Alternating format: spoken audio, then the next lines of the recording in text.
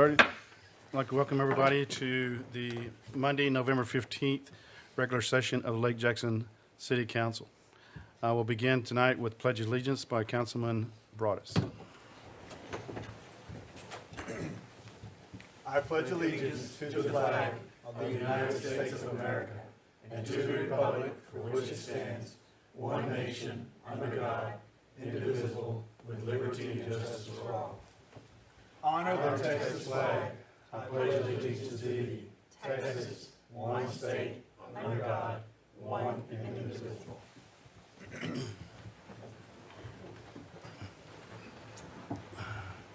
Councilman Buell will lead us in an invocation.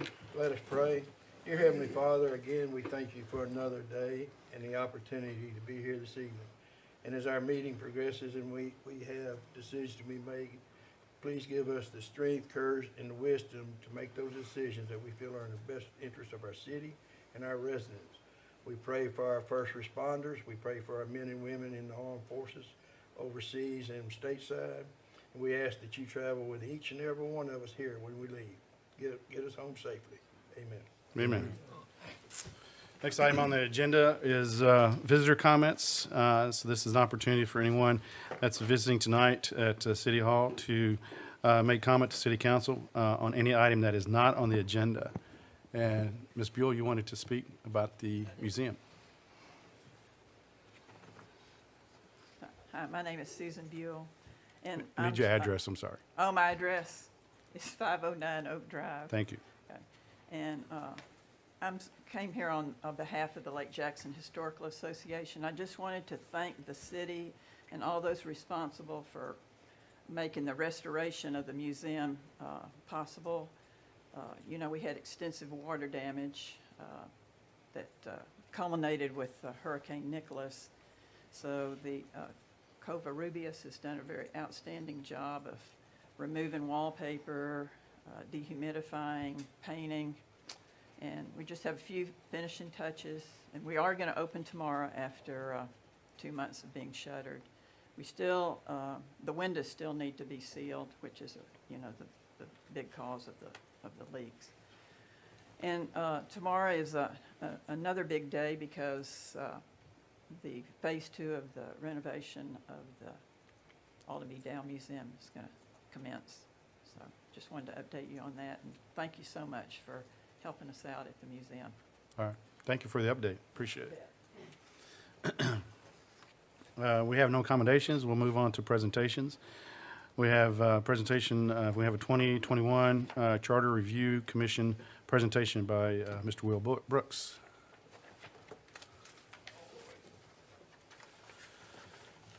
Thank you very much. I'm Will Brooks, 216 Banyan Drive, Lake Jackson, Texas.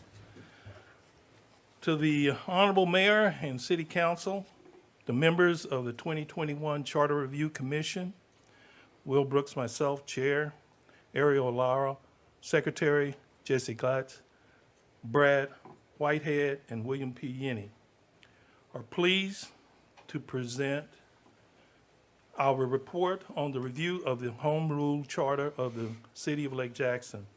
As required by the Charter in Section 11.14, a committee of Lake Jackson residents will review the Home Rule Charter of our city each odd year. The Charter Review Commission will then submit a report to City Council. This report will include recommendations for any possible changes to the Charter. The City Council will review these recommendations and then decide whether to submit such proposed changes to the qualified voters of the city. Now, in the general comments, and we do have a chart, I'm pretty sure each one of you have read this. Hopefully you have, but for record, I must read this as an entirety.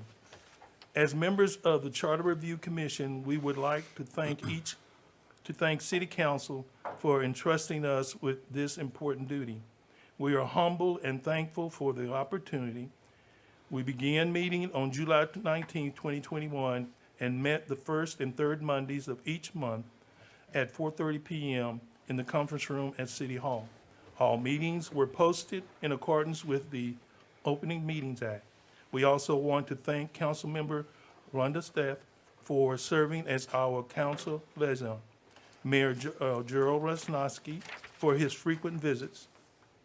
Councilmember Vinay Sinha for sharing his thoughts with us. And city staff, Modesto Mundos, city manager, Cheryl Russell, city attorney, Alice Rogers, city secretary, now retired, Sally Verriel, interim city secretary, Sabrina England, public works director, and members of her health inspection team. All the above mentioned individuals provided us with invaluable assistance. Also, we would like to recommend past charter review commissions for their contributions to keeping our city charter up to date and effective. On that note, our city home rule charter is an effective governing document and continues to meet the needs of our city. To that extent, our recommendations are of a more housekeeping nature. Please see the chart below or at your presence of the proposed recommendations and suggested changes. Those changes are listed as such. 1.04, line 6, change and to or will read out as the city or shall contain. This will eliminate the need to provide meters and bounds and a plat. General, change various mentions of councilman or council member to only council member everywhere in the charter. This is for conformity and consistency. 3.06, vacancies. If a vacancy occurs in the mayor's position, the city council will select a member of city council to serve out the term of the mayor. Add clarification on how a vacancy in the mayor's position will be filled. 3.09, line 6, circulation to City of Lake Jackson. Add issue of newspaper and or official city website for the publication. Add clarification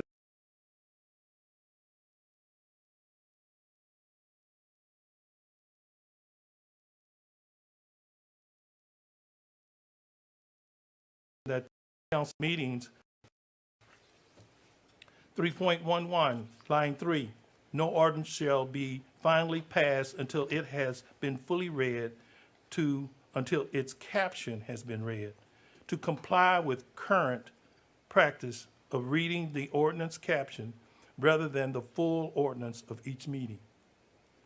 3.12, bonds for city officials, review current practice.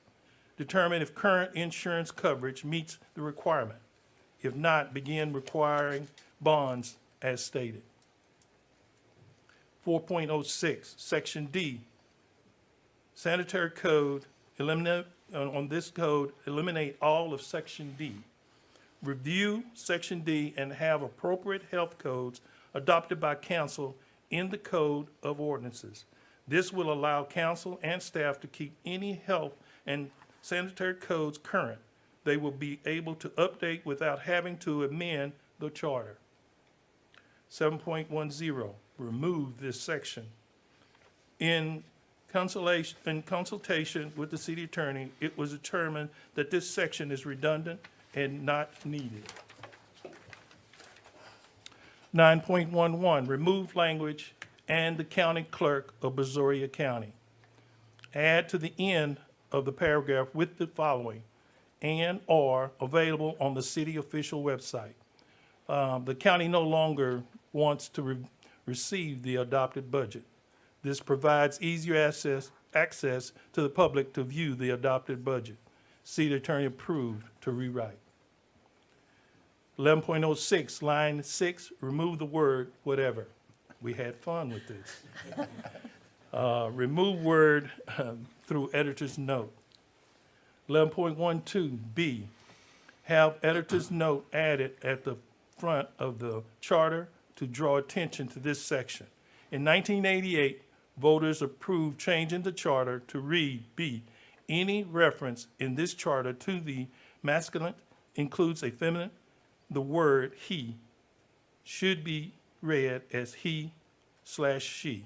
This allows an editor's note at the front of the charter after the preamble stating this fact. Conclusion, again, thank you for giving us the opportunity to serve our community. We also would like to thank our fellow members for the respectful, serious manner in which this review was conducted. We now leave these recommendations in the capable hands of our city council, respectively submitted this 15th day of November 2021 by Will Brooks, Chair, Ariel Laura, Secretary, Jesse Glatz, Brad Whitehead, and William P. Yenny. Thank you very much. Very good. And just I want to lead off just real quick, and is that, again, we appreciate the effort that it takes to be part of the charter review. You yourself have been on the charter review several times, and I appreciate you coming back and helping with us again. No problem. And I can add one thing to that, and that is, as somebody who went to all the meetings, it was very educational and kind of an honor to sit, and we had such a good balance of people who knew the history of the city between yourself and Mr. Yenny, and then we had fresh eyes with Mr. Whitehead and Mr. Glatz and Miss Laura, so it was a great look at our city. Glad you said I didn't have to say it. Very well done. Go ahead. yeah, I was just going to say, does anybody on council have any questions about any of the items? No, again, thank you very much for doing this, because this is a very important task, and we're really glad to entrust them with the folks that we chose to represent on that board. So thank you. We thought it was important, Oh, yeah. and we appreciate it. Thank you. Thank you. Yeah, just real quick, I do have a question, though. Yes. On 312, on the bond for city officials, we still have an action on that. Is that that's that the way I read it? Is that we're going to review it and decide if it's, Yes. and see if we need to make a change? We should review all, y'all should review all Well, of these. I understand. And decide if you want them or not. And that one is,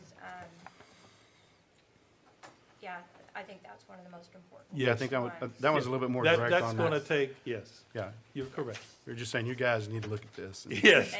And looked at it, and now they're like, yeah, y'all.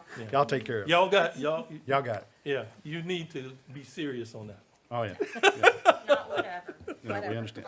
Yeah, no whatevers. That's kind of out of our hands. We All can right. only point it out. Well, thank you very much again. Thank you, appreciate it. Now, if I have my members here, if they have anything to add, I open the floor to them. Anybody have anything?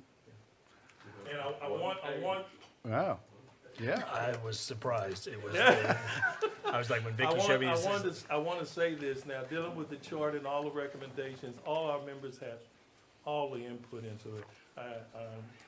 Everybody was making fun and pointing, but Bill did help us structure that, just for the point of pointing at Modesto saying we had one page. Didn't we have to edit some of his stuff out, though? Well, he made me edit my part out. That's it. There you go. Thank you. Thank you very much. Appreciate it. And just for reference, well, there'll be an agenda item now until when we have to make a final agreement on decision on what's going to be, what we'll carry forward. There'll be an agenda item for us to be able to discuss if we need to, until we make a decision on what goes on to the voter. Yes, sir. Okay. All right. Next, we're going to have, we have some proclamations to take care of. We have a proclamation for naming November 15, 2021, American Recycle Day. And, huh? Glenn, are you here for this? Glenn? You're the lady. You look just like her. This is what they told me it was. Sorry, got me up here. Or, no, they promised. With long pants on. I know. No shorts. Long pants. Got a shirt tucked in, looking sharp. All right, so what we've got here is a proclamation. It says, I, Gerald Brazosport, by virtue of authority vested in me as mayor of the city of Lake Jackson, Texas, do hereby proclaim November 15th, 2021 as America Recycle Day in the city of Lake Jackson. Whereas, Keep Lake Jackson Beautiful in Lake Jackson is the largest, best, and most utilized municipal recycling program in Brazoria County. Whereas recycling saves precious energy, conserves valuable natural resources, protects the environment, reduces landfill needs, and has a positive economic impact. Whereas waste reduction and the purchase of recycled content products are critically important elements of an environmentally responsible waste management program. Whereas America Recycles Day is a national promotion to help raise awareness about recycling and buying recycled products.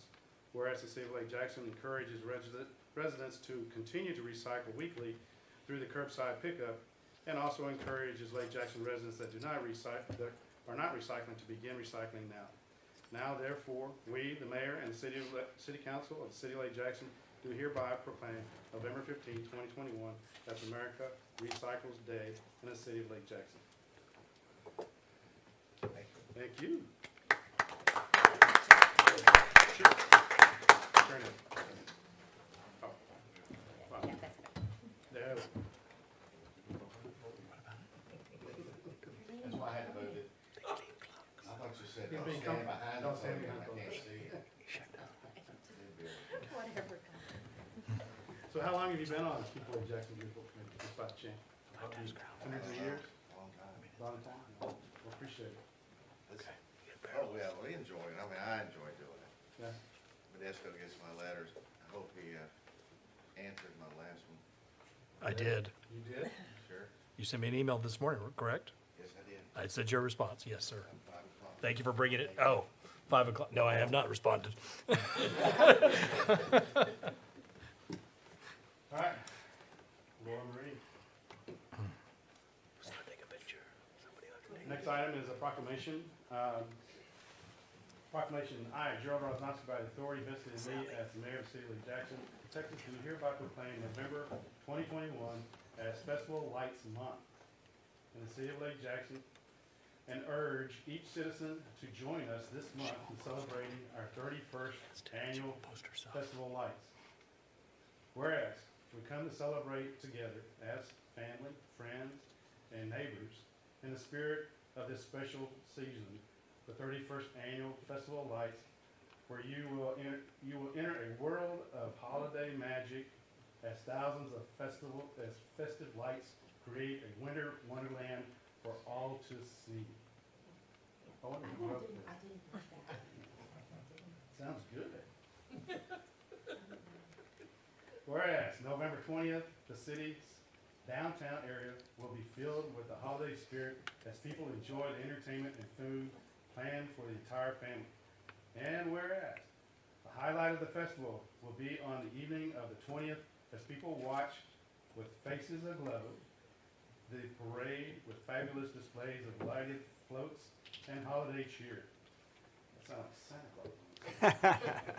This holiday processional will include area businesses, organizations, and school groups with childhood favorites, Old Saint Nick, in which he will make the first official visit of the season. Now therefore, we, the mayor and city of Lake Jackson, and the city council of the city of Lake Jackson, do hereby proclaim the month of November 21st as Festival Lights Month in the city of Lake Jackson. Thank you. Go ahead and talk real quick about the. Festival of Lights? Okay, so we're gonna have the very first mayor's tree lighting at 6 o'clock on Friday, so we want everyone to come to that, and to keep coming back every year because the tree will grow. And where's this tree located? Civic Center. So that's, okay. Yeah, and with the pajama jam. I won't which- be there.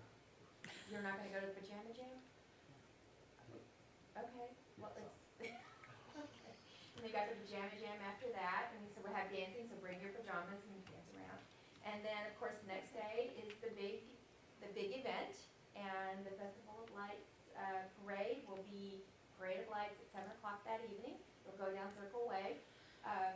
This is the Chief Side Bottom has brought in something a little bit new, and hopefully, if everything goes okay today, we will not only have the ability for the residents to sit in lawn chairs down median of Circle Way, they'll also have an overflow parking at the rec center, and Bus show. yes, Wow, and then we bust back and forth for that. The hope for that is to not just make it safer, but to also increase the capacity of, for The future events for the parade, yes. And I don't know why I'm the one up here, I just, as far as You're on the committee. I designed the poster. That Yeah, was that's all good. really That's all all I that's did. happened. Everybody else out here did all the work. Let's grab a picture real quick.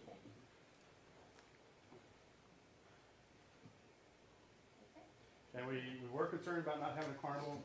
Right. We will have a carnival. We will have a carnival. Mallory pulled that out. She made it happen. Apparently carnies are in short supply right now. But she found one, and it actually, if you go out to, in front of the Civic Center right now, you can see it, you can see them kind of They're starting. filling in. Bringing in. Yes, you can get all the times and everything on the website. Great. Thank you. Make sure she posts this.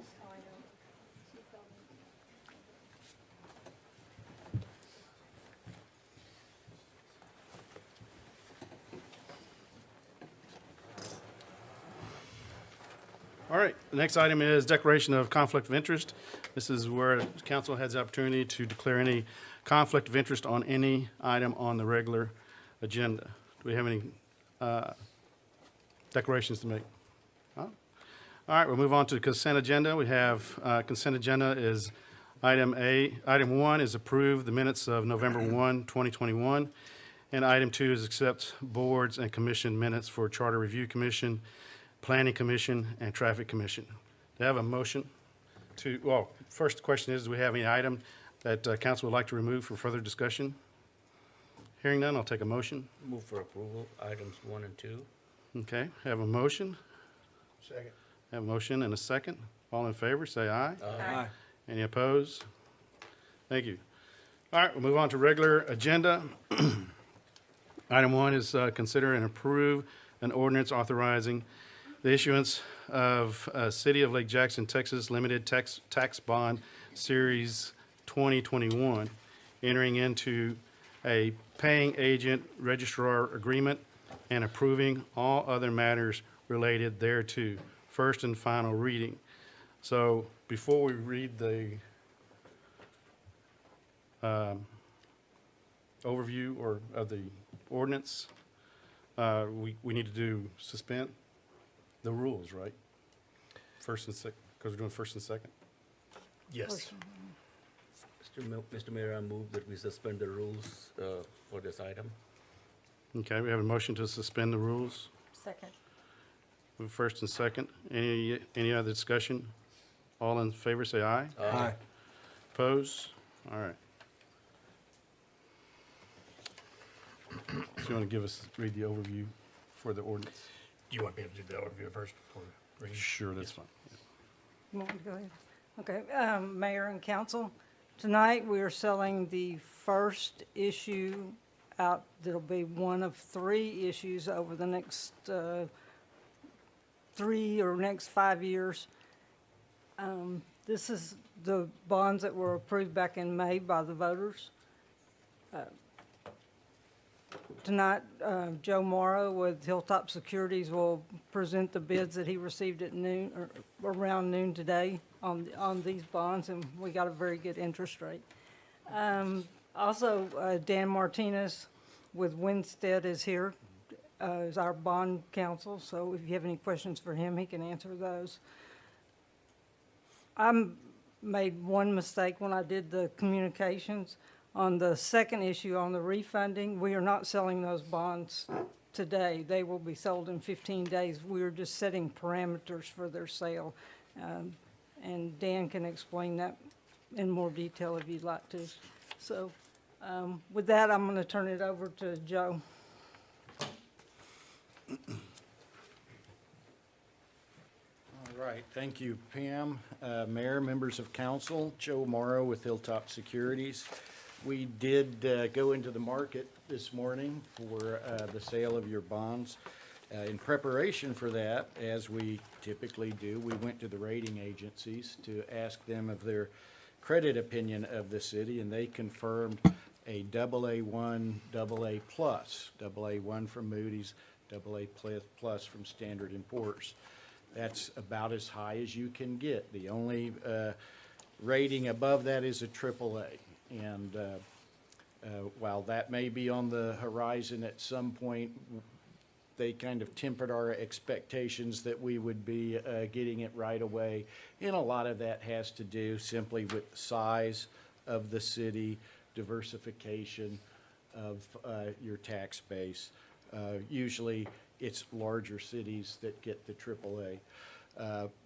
Believe me, a AA1, AA plus is a fabulous rating. Your bonds are rated much higher than the city of Houston, for instance, and I guess that's not much of a surprise. But you are in very elite company to hold a rating in the AA1, AA plus category. And that leads to a lot of demand and competition for your bonds, as you'll see in a moment. I passed out prior to the meeting this booklet, and if you will turn to tab 1, this is just an overview of the municipal bond market. This is a snapshot of weekly data points published by the Bond Buyer Index. And this really just gives us an indication of market direction. And you can see pretty much since the pandemic started, rates fell down because the Fed was doing accommodating monetary policy and trying to keep the economy going as everything was slowing down. They're continuing to do that, though have they recently announced they're going to be easing back off of that over the next year. So sometime in 2022, we'll expect to see them start to raise the Fed funds rate, which is the rate that banks loan money to each other at. But you can see we've been bouncing kind of at the lowest rates have been recorded at. So a pretty good time to be into the market. Behind tab 2 is the results of our bid process this morning. We had 5 bids that were submitted, and you can tell they were pretty tight, but the winning bid came from Piper Sandler and Company at a 1.74%. And I just, as we were sitting here, I was looking over some of your prior sales, and this now takes first place. This is the lowest rate we've sold 20-year bonds at. So again, a good time to be in the market. Not that we ever try and time it, we're just not that smart. So we got pretty lucky to capture rates at this level.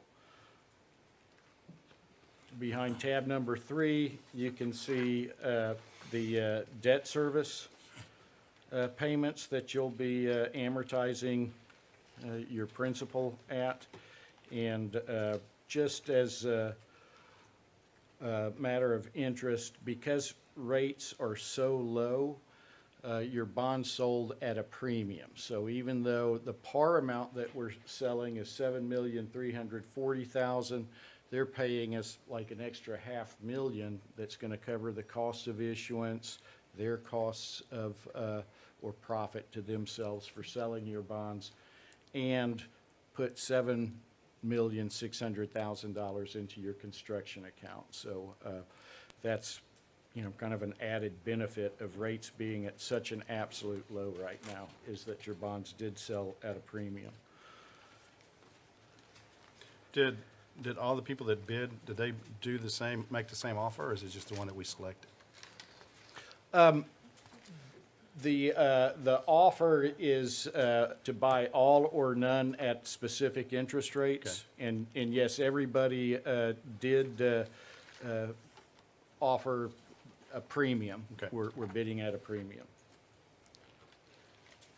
So this was our lowest true interest cost, which is what we had set up to award the winning bid on. Does anybody have any questions I may address for you? If not, we would recommend you proceed and award the bonds to Piper Sandler. Okay. Any other questions? Any questions? No, sir. All right, go ahead and read the overview. Mayor, the charge says I have to read the whole thing. No, it doesn't. It can be requested. If anybody wants to request, they Okay. Okay. Ordinance authorizing the issuance of the City of Lake Jackson, Texas Limited Tax Bond, Series 2021, entry into a paying agent registrar agreement, and approving all other matters related thereto. All right, I'll accept a motion on this item. Move for approval? Motion to approve. I need to take a second. I'll second. All right. Any other discussions or questions? Any comment from the audience? Okay, all in favor, say aye. Aye. Any opposed? All right, thank you. Move on to item 2.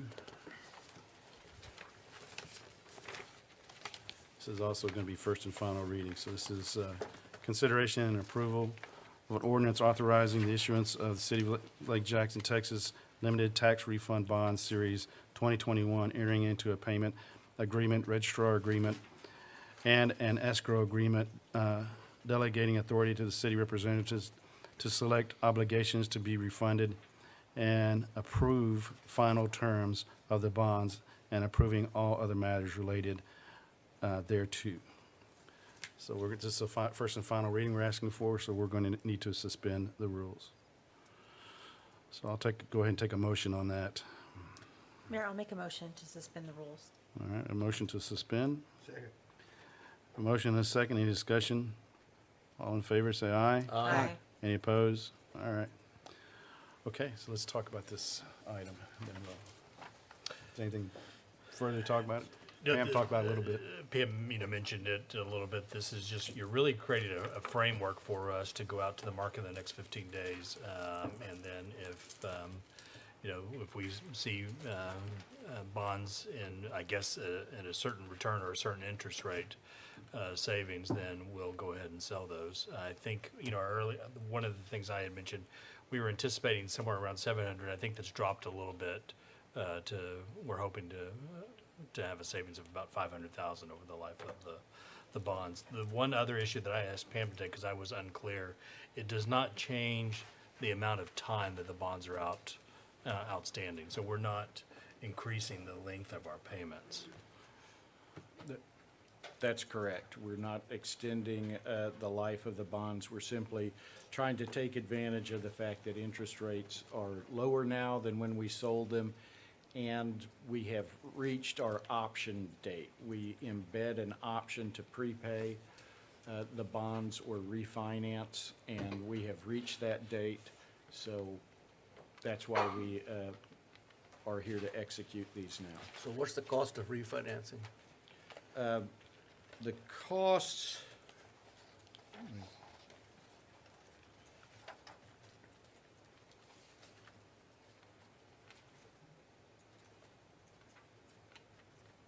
sorry, I thought I had a paper version, but thank goodness we have cell phones. No, we just want to make sure the interest savings will be able to payable in the time of this cost. Yes, and we're projecting that the cost will be $117,000, and all of your savings are calculated after costs have been taken into account. So, About 500, so, right, that's what I heard from Modesto? So it'd still be 500,000 after the Yes. refinance cost. Yep. Okay, thank you.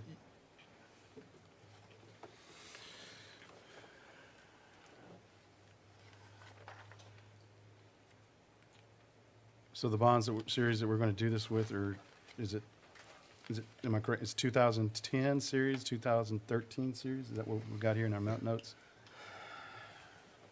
Pam, is that correct? Yes, there's 4? And then, okay. Yep, 2014 also. Okay. Any other questions?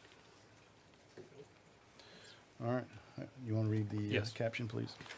This is an ordinance authorizing the issuance of the City of Lake Jackson, Texas Limited Tax Refunding Bond Series 2021, entering into a paying agent registrar agreement and an escrow agreement delegating authority to the city representatives to select obligations to be refunded and approve final terms of the bonds and approving all other matters related thereto. Okay, I'll take a motion on this item. Move for approval. I have a motion for approval. Second? I have a second from Councilman Sinhanya. Any other discussion? Any questions, comments? Yes, go ahead. Mayor, good evening, Dan Martinez. Sorry, I'll have to, I'll have to, Joe covers it all usually, but I just wanted to comment, this is something a little different that we typically don't do. But for the record, so you guys, just by way of explanation, the beauty of this type of ordinance, we call it a parameter ordinance, I think it's what this was alluding to. We've set some parameters in the document that we have to achieve before we can execute on and deliver on the bond. And so right now, we're projecting a minimum of 4% savings, a max maturity.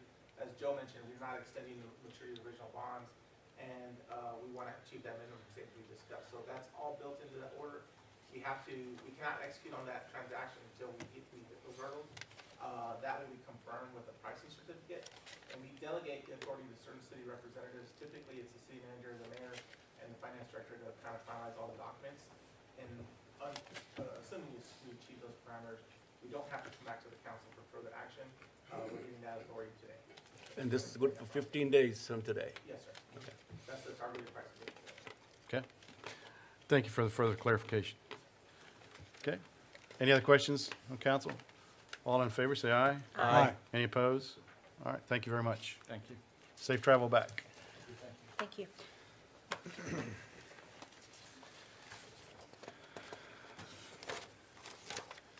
Okay. We have item 3, discuss and consider Charter Review Commission's report and council recommendations for changes to the charter.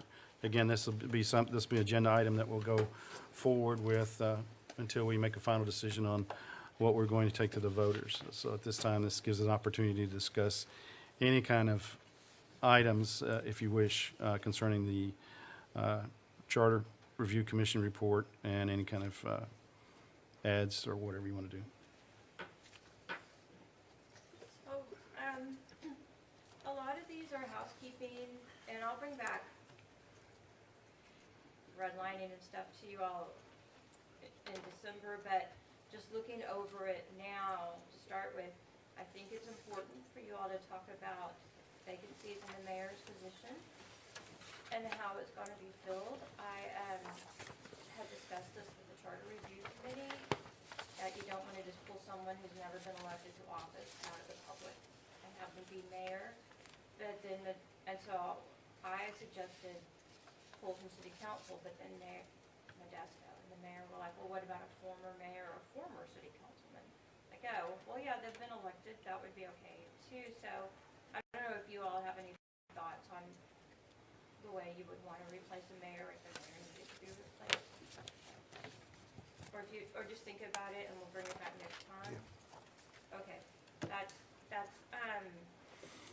your homework, because Very most good. of these you don't need homework. But that one you need to think about, that one's really important. Okay. So I have a question. If there was not a recommendation in this charter review, and if you want to add one, can the council do that, or? Yes, that's why we added in city council, Okay. because if you want to add something, you guys can email me and I'll bring it back to council, or you can just mention it up here and I'll bring it back in Yeah. some sort of a red line form, yes. I have an item. I'll send it to you via email. Okay, great, and then we'll add that to the agenda and y'all can discuss it. Yes. Thank you. Can we do parameters that say we cannot just choose somebody, nobody can be chosen that has not served and has some idea of what's going on? I mean, can that be clarified on there as well? Yes, that's what I need exactly. Former mayors, former council, someone who's been elected, current, whether you want a current council or not. Maybe someone who's not gonna run for mayor, the way the county did the DA's office this time. Just, yeah, if you all could think that through and, Okay. bring back your thoughts, that would be great. And someone will provide us the information on the bond question, that what will be appropriate bond that we should be. So what it says is that the city manager and the finance director and other people who have this full power and responsibility should have bonds. They should Right. be bonded. Right. And, it doesn't give an amount. It just says they should be bonded, and I think that would probably, TML or TMRS, there are bonds out there, and they would probably, if y'all wanted to continue with the bonds, I think we would bring them I have no. I mean, if those folks feel like they need to be protected, then perhaps we Oh, no, should. this protects you from them. Yeah, Okay, Our insurance Yeah. doesn't cover malfeasance in office. okay, so it's the other way It's the around. other way It's the around. other way around. Okay. It protects the city from Modesto and Pam, yes, Okay, and other people with monetary power, right. I think we're the other people. That's too late. All right. So the question is going to be is, do we want to keep the requirement of bonds? Yes, And then if we do want to keep it, then what are we going to set those at? right. And we should be able to get some guidance from, like you said, TML or some other. So we currently require those bonds. It's in the charter. But we don't think anyone's ever been bonded. The bonds aren't free, right? Oh, no. You buy these. You buy your bonds. Right. Yes. You pay for them. It's just another kind of insurance. Okay, so we got some homework, and we'll put that back on. Is it okay to just leave it as open as it is with this action item, or do you want to be more specific of discuss vacancies? Well, that's a good point, maybe. If you all email me something, and I'll put vacancies and Okay. bonds, and make those specific. Specific ones, okay. And, because the rest of these, when y'all read them, it really is, it's good housekeeping. Right. But those are two very specific things we should think about, so they should probably come back on the agenda. Okay. All right. And you want feedback by the Wednesday before the next meeting, or when? The Wednesday before the meeting is when Sally is starting to Okay, make that's phone what- calls that's and what I'm asking. emails. So, I would say the Monday before the meeting Okay. would be great. Okay. All right, thank you. All right, we'll move on to the next agenda item. Next agenda item is to discuss proposed changes to prohibit yard parking ordinance 182161. Milford's going to talk about this, but I'm also lead into it. Again, this is something that we brought back to council several months ago. We talked about that there need to be we had David came to us and talked about some of the challenges they had with the ordinance, with being able to enforce it, and was asking for some changes that might help improve his ability to enforce this ordinance. And so we discussed a little bit, and we decided to take it to a subcommittee, and I've volunteered to lead that effort, I guess, on the subcommittee. So that's it was David, me, and Milford, and Sabrina was involved at the beginning on it also. And we also have had input from Modesto and Sherry with the recommendations. These are recommendations that we're bringing back to council to, again, address some of the concerns that David had brought to us, and that was the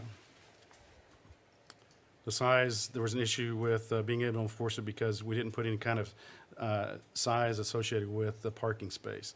So there was an individual that was parking, took four 12-inch by 12-inch pavers and put them underneath each tire and said he met the requirement. Well, that wasn't what we were talking about when we said about being on an improved surface. So that's why there's some definition of what an improved surface is as far as dimension goes. The dimension that you'll find in there is also the dimensions that's defined elsewhere in our ordinances that states what's the minimum size of a parking space in the city of Lake Jackson. That's why those numbers are there. The other piece of it is the concern is that in the ordinance we had no description that said that for a motor vehicle to get from the streets to the parking pad, that they had to also have an improved surface, a path that was made out of an improved surface. So that's also something that we addressed with these recommendations. And then there was the concern is that originally in the ordinance we had that there was allowance for 72 hours for if people had large family gathering or something like that, that people could park in their yard for up to 72 hours. And that was a challenge, just like we have a challenge with parking in street, how long you can park in the street without moving your vehicle. That's really hard to enforce. And this ordinance is like many ordinances we have, is that we enforce them by way of citizens' complaints, saying that somebody's taking advantage or abusing a privilege or whatever you want to call it. And we look into it and we address it that way, instead of driving the streets and looking for violations. So, Milford, you want to take it from here? If there's anything else you have to add? The only thing else that I think we did discuss was, I know some, I think in number 6 there, it says the primary driveway must have at least 2 parking spaces. I know that there are some older homes that do not have that space. No, it's not. Is it? I looked at it. Okay. That's just for garages, not for parking spaces. All right, perfect. So we're okay. Yeah, so, yeah, I discussed that with Sherry, and she went back and reviewed it, and to make that clarification. Mayor, I think the one other item is, you guys did put in there the required no less than 3 inches. Yes, that's, so that what we had is that it had to be improved service, and so, again, whenever it gets back to any kind of ordinance, when you say an improved surface, you have to define that. And we didn't have a definition, a clear enough definition of what that improved surface is.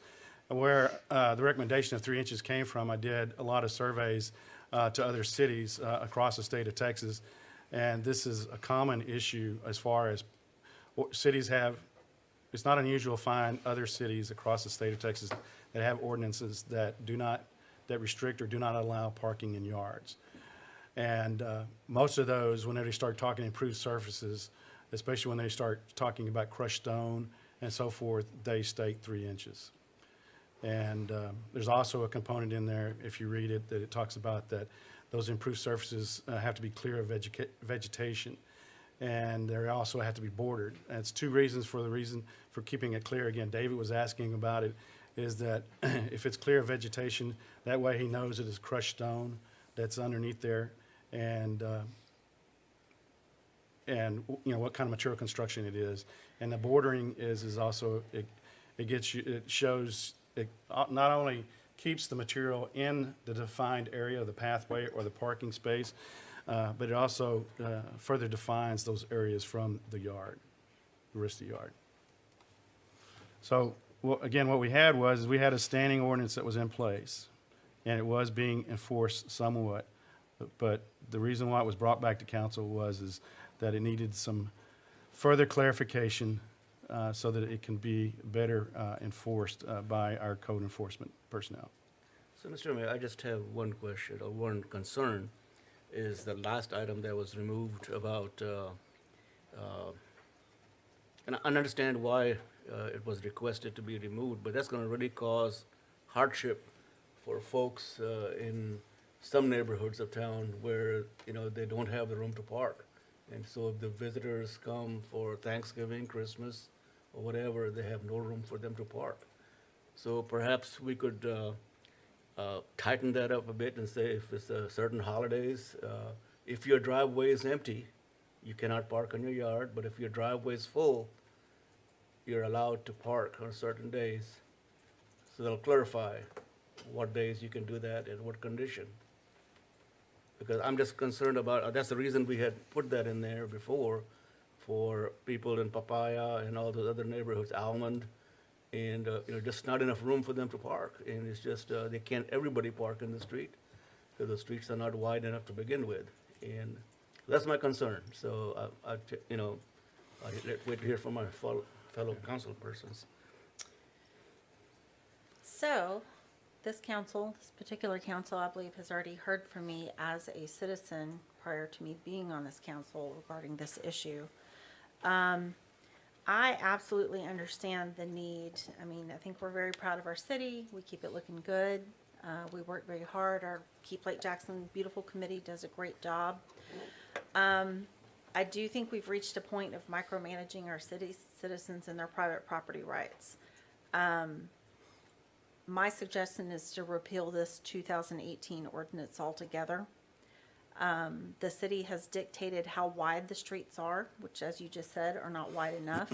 The city dictates to the builders how wide the driveways have to be. The state dictates that we can't park on sidewalks. I find it a little disheartening that we come to the point where we have lost the ability to communicate with our neighbors and to do so in a way that's respectful and productive. People people get up, everybody in this room, every day, get up and go to work. You work hard, you get your paycheck, you pay property taxes, you pay taxes on just about everything you do. And then you're told, okay, your streets are only this big, your driveway can only be this big, and essentially you're being limited on vehicles in your home. So as our kids get older, as you have more licensed drivers in your family, what are the options?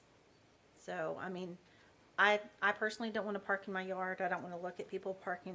My neighbor across the street, she's got a car parked in her yard right now. It's been there for a while.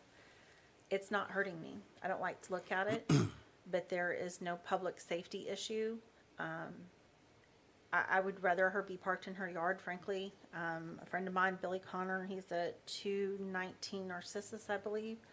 Last month had his truck totaled, parked in front of his home by a driver going down the street. And then he also said there was a month later, same thing happened down their street. Our streets are too narrow to park on. So what recourse do we leave our citizens? You can't use your property, you can't use the streets. And so my suggestion is either to come up with a better compromise on this particular wording, and instead of tightening it down, allow citizens to utilize their own property. Well, to address some of that is that we're still allowing the citizens to use their property. We're just saying that if you're going to utilize your property to park your vehicles, that it needs to be on an improved surface. So you can still park your vehicles, you can still purchase as many vehicles as you want to. And our ordinance doesn't keep you, if you prefer to, you can concrete the whole front of your yard as long as it's behind the 16-foot easement in the front of your yard. Right, but how many of our neighborhoods, like my neighborhood, for example, that was the first thing I did when I moved into my neighborhood was the driveways were bad. They were poorly built, and that was the first thing I did was I widened my driveway. Right. Matt Houston came out and inspected it, pulled out a tape measure, said it can only be 27 foot wide. So that's just the curb cut from the street, once you get past the 16 feet. right, but in that type of neighborhood, 16 foot's a pretty big chunk. Right. And those type of neighborhoods like Almond and and that's a lot of neighborhoods in Lake Jackson. So I just think we've gone to micromanaging. The other thing is that this ordinance was brought about or requested. It wasn't because the council decided this is a good thing to go do. This was made by requests, numerous requests by citizens across our community that were concerned. They were appalled by their neighborhoods looking less and less of what they originally moved into because of vehicles parking in front of their yards and rutting up the front yards and so forth. Again, it was by request. A lot of our ordinances we have are done by request of citizens of saying, we can't resolve this ourselves. We would like the city to do something about this. That's just how it got started. Sure, and I understand that, and I think we all can see by the number of vacant chairs here that citizen involvement maybe isn't where we would like it to be. And I mean, maybe this is 100 citizens have come forward and said, we don't want people parking in their yards, but I'm pretty sure I could pull 100 citizens in here saying we want to be left alone on our property. And that's just what I'm saying. It's one of those squeaky wheels gets the grease sort of thing.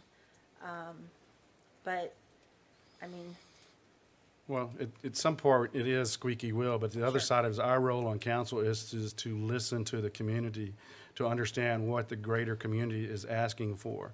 And so I assure you this isn't a squeaking wheel, because I remember when we talked about this, we had other members on council that said that, yes, they had been contacted. And yes, they've been asked for us, and that they've talked to their neighbor and asked them, why don't you, can you park, on your driveway or whatever type stuff. And, this is bringing down the look of our neighborhood. And I'm just, just condensing that down into some of the comments I heard. And so it was, it's somewhere you've got to, somewhere there has to, where do you draw the line on government involvement? And that's the question. And I so- agree completely with that. But there's some public safety involved here, because, if you track dirt onto the road, and it just makes the road slick and muddy. You park and- in the road, you get your vehicle totaled, and just hope you're not sitting in it at the time. You hope that the kids, aren't running out from behind it when you're rolling down the street, which literally I have had the little boy chasing the ball out between the parked street vehicles before. Yeah, so you're not gonna solve everything, but, You're we not. try to be as prudent as we can on, and I have a couple of folks that forwarded my emails to Modesto. I mean, this got one particular gentleman, he's after every day, I can't even go outside and pick up my newspaper in the morning. Well, I'm getting the same messages the other way, so I understand. So, I'm understanding people saying it's my property, why am I being restricted like this? So, But there's, and we I'm have, wondering if there's not some compromise on here as well. So what we're doing is we're taking an ordinance that was worded in a way that made it difficult for code enforcement to enforce. And that's the other thing, is we're using city tax dollars. I want to say it was like $7,000 in payroll last time when this was brought before, for the code enforcement officers to go out and track all this down, which I think is what prompted the need to clarify.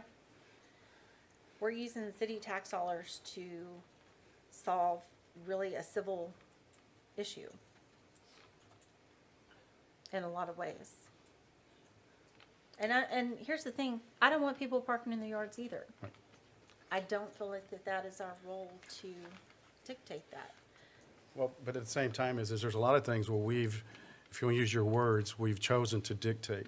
An example being is we have an ordinance that says that you can't play music so loud in your house that a person sitting in their living room next door can hear it. That's a violation of an ordinance. Right. So are we imposing on people's rights to be able to play their music as loud as they want and to interfere with the comfort of other people? So to open that can of worms, I'm thinking that there's probably a lot of ordinances that we have that some of us would feel overstep. So, Okay. and then, there's the question of, is if Mr. Buell parks his car in his yard, is that hurting me? Is that a public safety problem, truly, versus parking in the street? I mean, it's all perspective. What I really wish is that citizens would just do the right thing and be respectful of one another and just do the right thing. I think we Yeah. all feel that way. We wish that this So- could be handled neighbor talking to neighbor, but Sure. this day and age there's too many of our neighbors that are afraid to go talk to their neighbor because they've never met him before, and they're afraid of what kind of response they'll get back, No. or what kind of retribution will get taken against them. So, a lot of times when a lot of people bring these issues, I think it's the same way with the rest of the people on council, is when somebody brings an issue like this to us, we say, well, have you talked to the neighbor? And sometimes they'll say, yes, I talked to him, and the neighbor, I had a lady that contacted me just this weekend, and said that, their neighbor across the street has a large driveway. They never park their cars in the driveway. They always park them on the street, and they park their cars behind their driveway. Well, it's an elderly couple, and it's hard for them to back out of their driveway because these vehicles are parked directly behind their driveway. So I said, I'll look into it and see if we have an ordinance or a state law that says you can't park behind. Because remember going back to school, driving classes, we were always told, don't park behind a driveway because you might get backed into. And so there is no city ordinance, and there is no state code that says that you can't park behind a driveway. You can't block a driveway. They still have to be able to get out of the driveway. But as far as parking behind it, so again, this person went talk to their neighbor. A neighbor basically said, I don't care, and so sadly, that's what we have. And so, she may come back to me and say, is there something council can do? And my answer would be is that we'd have to see how much of an issue it is across the city and see if there's a need for us to resolve this because it's for the greater good of the community type issue. So that's kind of where we are with this. Again, it was citizen-driven. It wasn't council-driven. And it was done by request. And we did have feedback from some people that said that they thought it was overreach. We also had people that came to us and said the same thing, is that if I can't park my car in the yard, I'm gonna have to park it on the street, and I have a double wide or a big pickup truck with the big wide mirrors, and, you know, they're gonna get knocked off. Mr. Yenny used to always say is that, I think if I quote him correctly, or something very similar is that we're not responsible as a city or in a city government to provide parking at your home. Parking is, the street's not there provided for you to park. The street is there to provide you a means to to move in and out of your neighborhood. But we do allow parking in the street today to enable people to be able to have more vehicles at their homes without having to go through the cost of putting what we're suggesting here. And there may be some kind of concern about if we're going to a lot of detail on what we're going to require. Sadly, that's what we have to do with an ordinance. By definition, we have to define what is an improved surface and all those type of things. It appears like we're nitpicking or micromanaging, but that's just having a clear ordinance that can be enforced when we need to in the community. So if the city doesn't provide parking, they don't provide wide enough streets, and they tell you you can't park on your property unless you do it the way the city says. Essentially.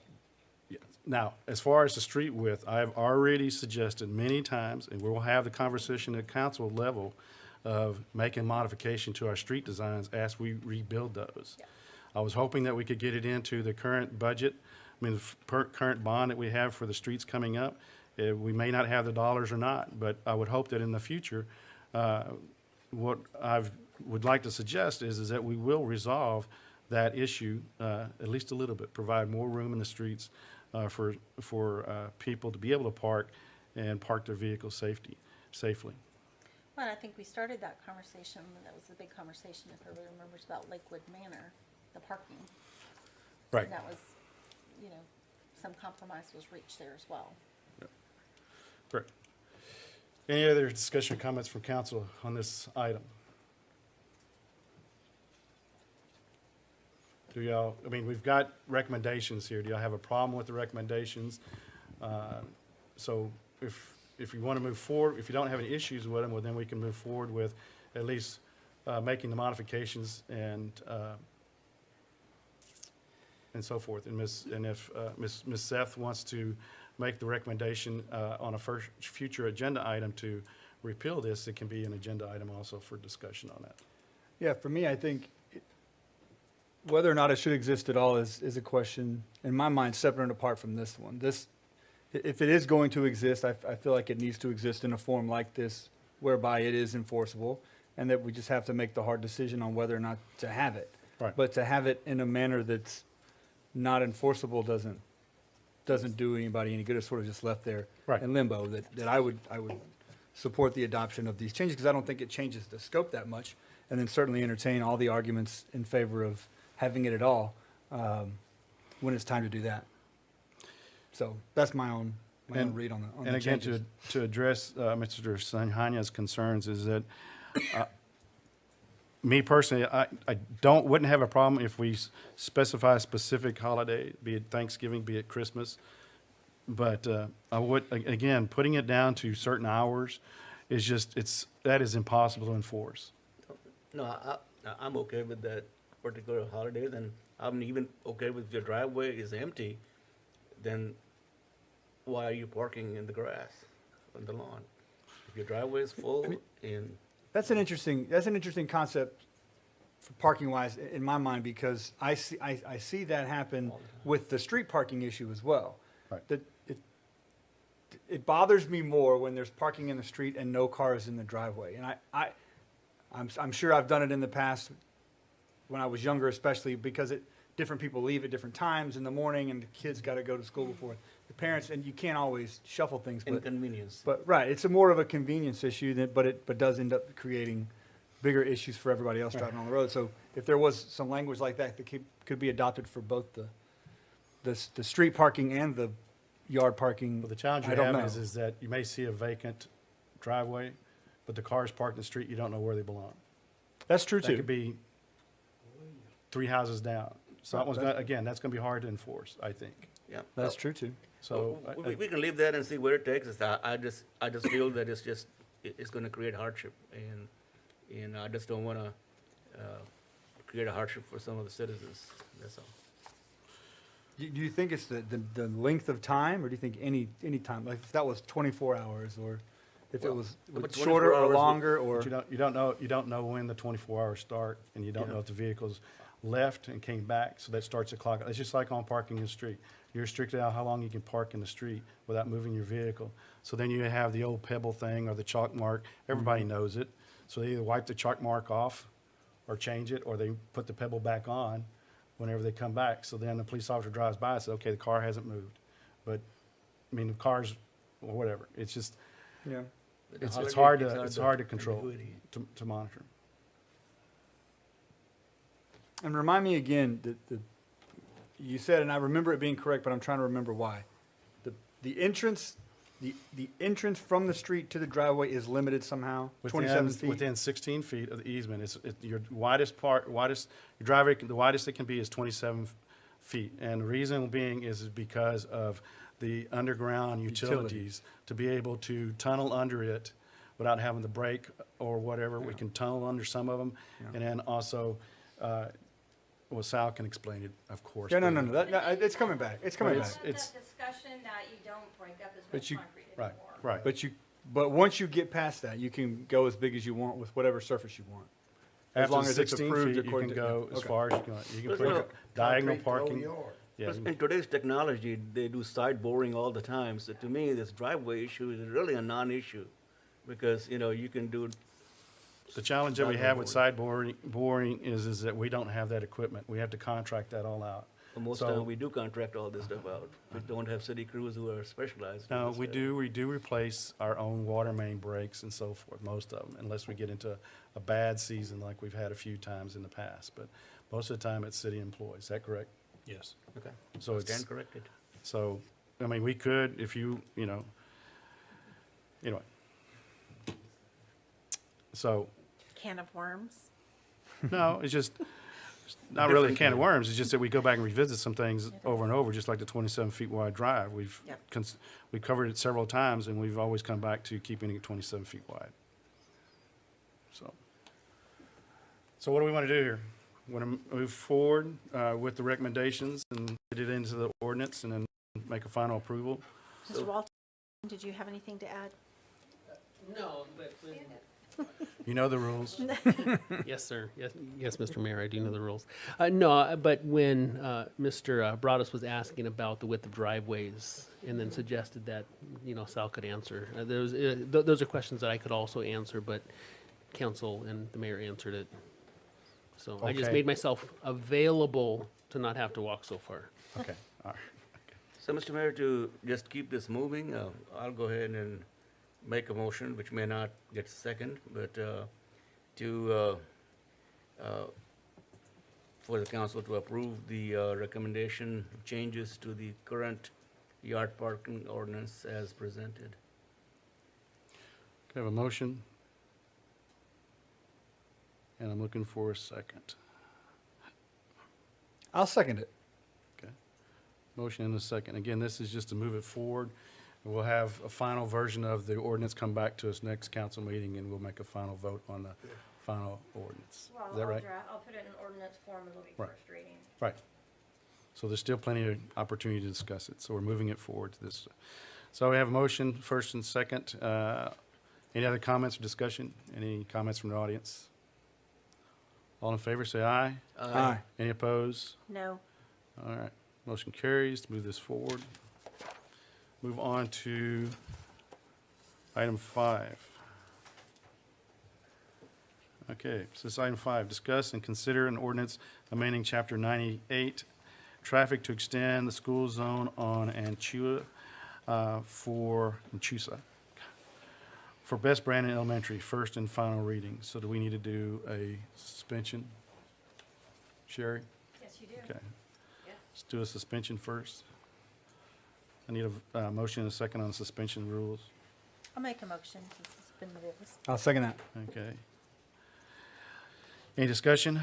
All in favor, say aye. Aye. Any opposed? All right, rules have been suspended. Now we'll go into talking about the ordinance. This is an ordinance of the City of Lake Jackson, Texas, amending Chapter 98 Traffic and Vehicles to the Code of Ordinances to extend the school zone on Anchusa for Best Brandon Elementary, providing that all ordinances or parts of ordinances in conflict herewith shall be repealed to the extent of the conflict only, providing for a penalty, providing a savings clause, and suspending the charter rule requiring 2 readings. All right, I need a motion and a second to move this into discussion. I'll move to, move this into discussion. Second. Okay, a motion and a second.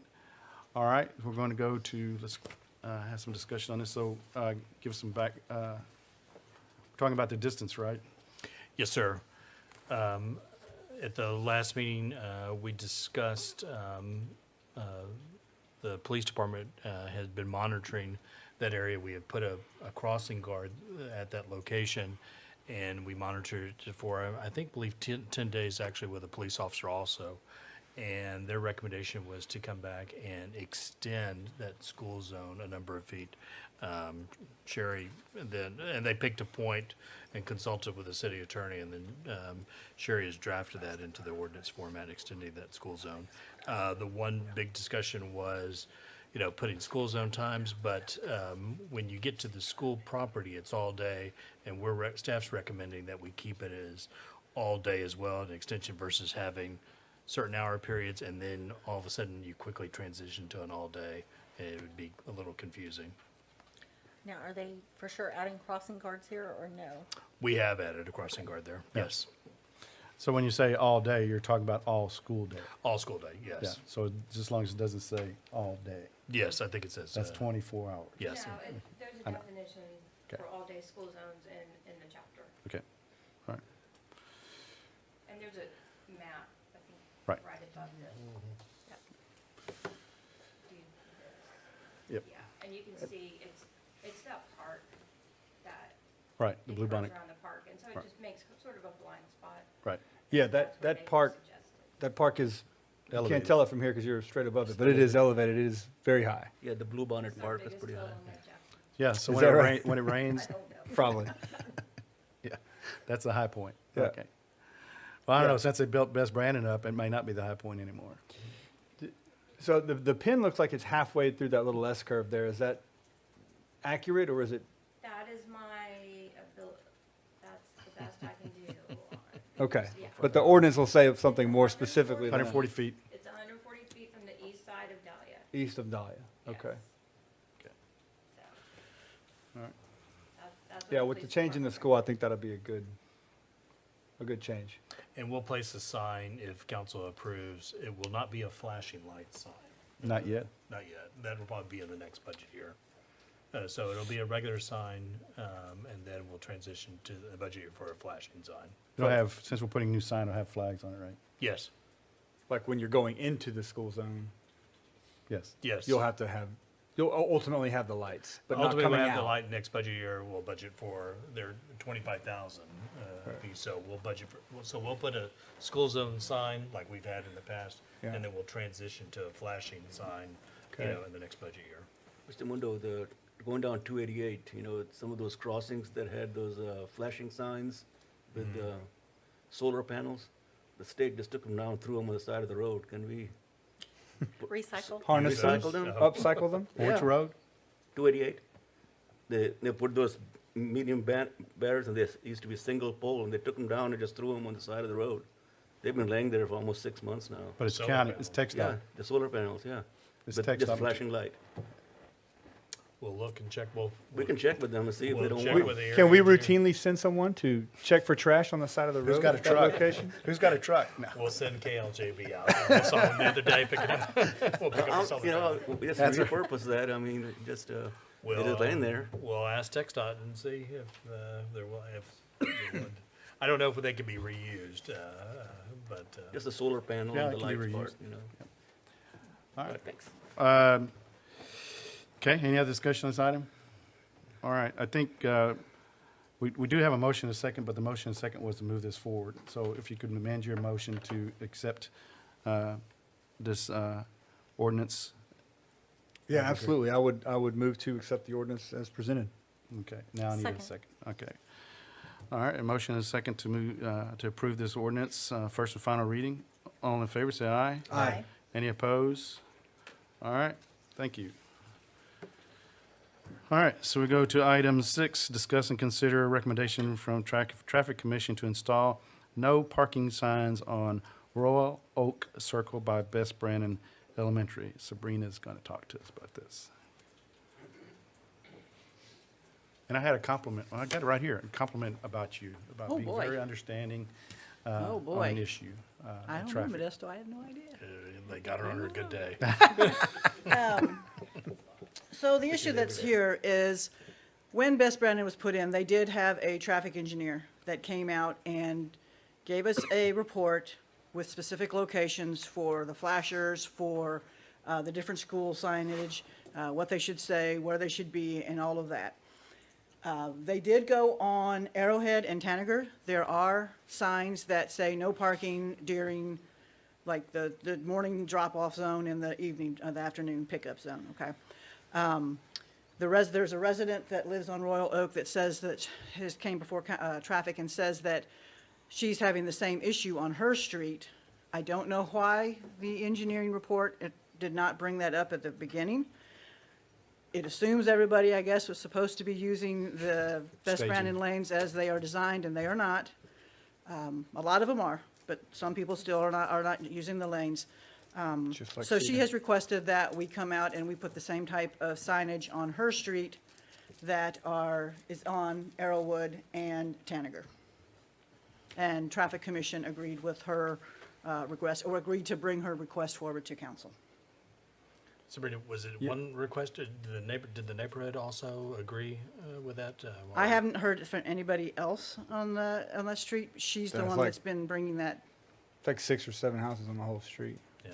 Yeah, it's not a very No, big it location. just, sometimes we'll put up a sign or a street light and then we suffer the wrath of, we What- didn't ask for it, so I just wonder if the. What she's really getting is neighborhood had that because the asked. street, when people are parking on both sides of the street, she can't turn down to come through because she can't get her vehicle through there. Right.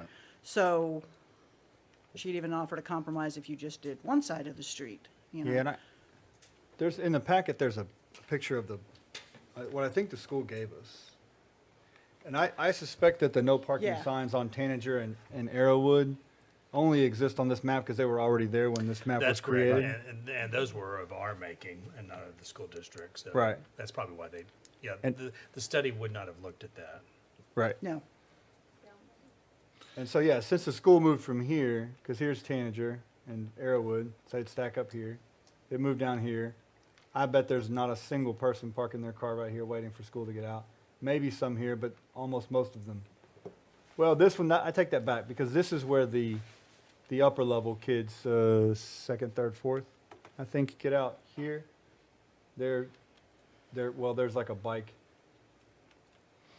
The entrance is here, but for the kids riding bikes, it's right here. So parents could drop their kids off with a bike getting out of the back of their car, which I see because I drop my kids off in the morning, every morning.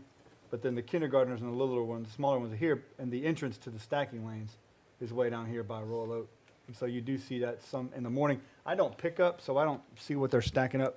I don't see what it looks like in the afternoons, but it wouldn't surprise me if all the problems you were seeing on Arrowwood, or some of them, a lot of the problems would be resolved hopefully by the stacking lanes, which exist now and did not when this picture was taken. But I do know there's still some cars that come and park here temporarily to let kids out and do some other things. And I suspect it's even worse at pickup time. But like I said, I've never seen that personally. Yeah, I would say in the study, when the school district was looking at, they were looking at to provide plenty of room for stacking lane and then assume that everybody loves to be in a stacking lane. I was gonna say, so we had the same problem at it was on Cedar, right? Mm-hmm. Across, so where the parents would wait and they wanted their kids We to have the walk same thing across at Ra- we have- Plantation. We have the same thing at Rasco. There's plenty of room to stack, but a lot choose Then you have to wait be longer. at the rec center. To address Councilman Broadus's. Sure. If you raise that up just a little bit, can you raise that up a little bit, Milford, up the other way? Yeah, if you see this down here, this tells you everything that has that triangle is an install or proposed sign. Everything else is either replace an existing or remove an existing, or that's an existing sign. And the reason that we would replace is if they've updated the standards, and that's it. So you're quite right. There are not very many, a lot of those signs were already existing signs that were in there, and they did not add a lot of signs, and they didn't go down onto the Royal Oak at all, as you can see from this, which is, Royal Oak is down, I care, so. Correct. So the request is for all of Royal Oak, that cul-de-sac, that's a cul-de-sac, right? Yeah. Yes. It is, right? Probably one sign on each side of the road, if I'm guessing. Yeah, probably, at least, two signs, one each, show each way. Right. Gotcha. But yeah, And the resident that came to the meeting requesting, were they in the, at the entryway or close to the entryway? they're a little bit further into here, yeah. Okay. The thing that she was showing was up around here, and it makes it where she can't get. Right, it's like I say, you'll see, I think one of the pictures might even show it. You get one car on each side right at the mouth, then you can't get out or in. Okay. And of course, they park by the mouth because their kids have to walk I a guess the shorter question would distance. be is do we just restrict the parking so far from the intersection? Or do we do the whole cul-de-sac?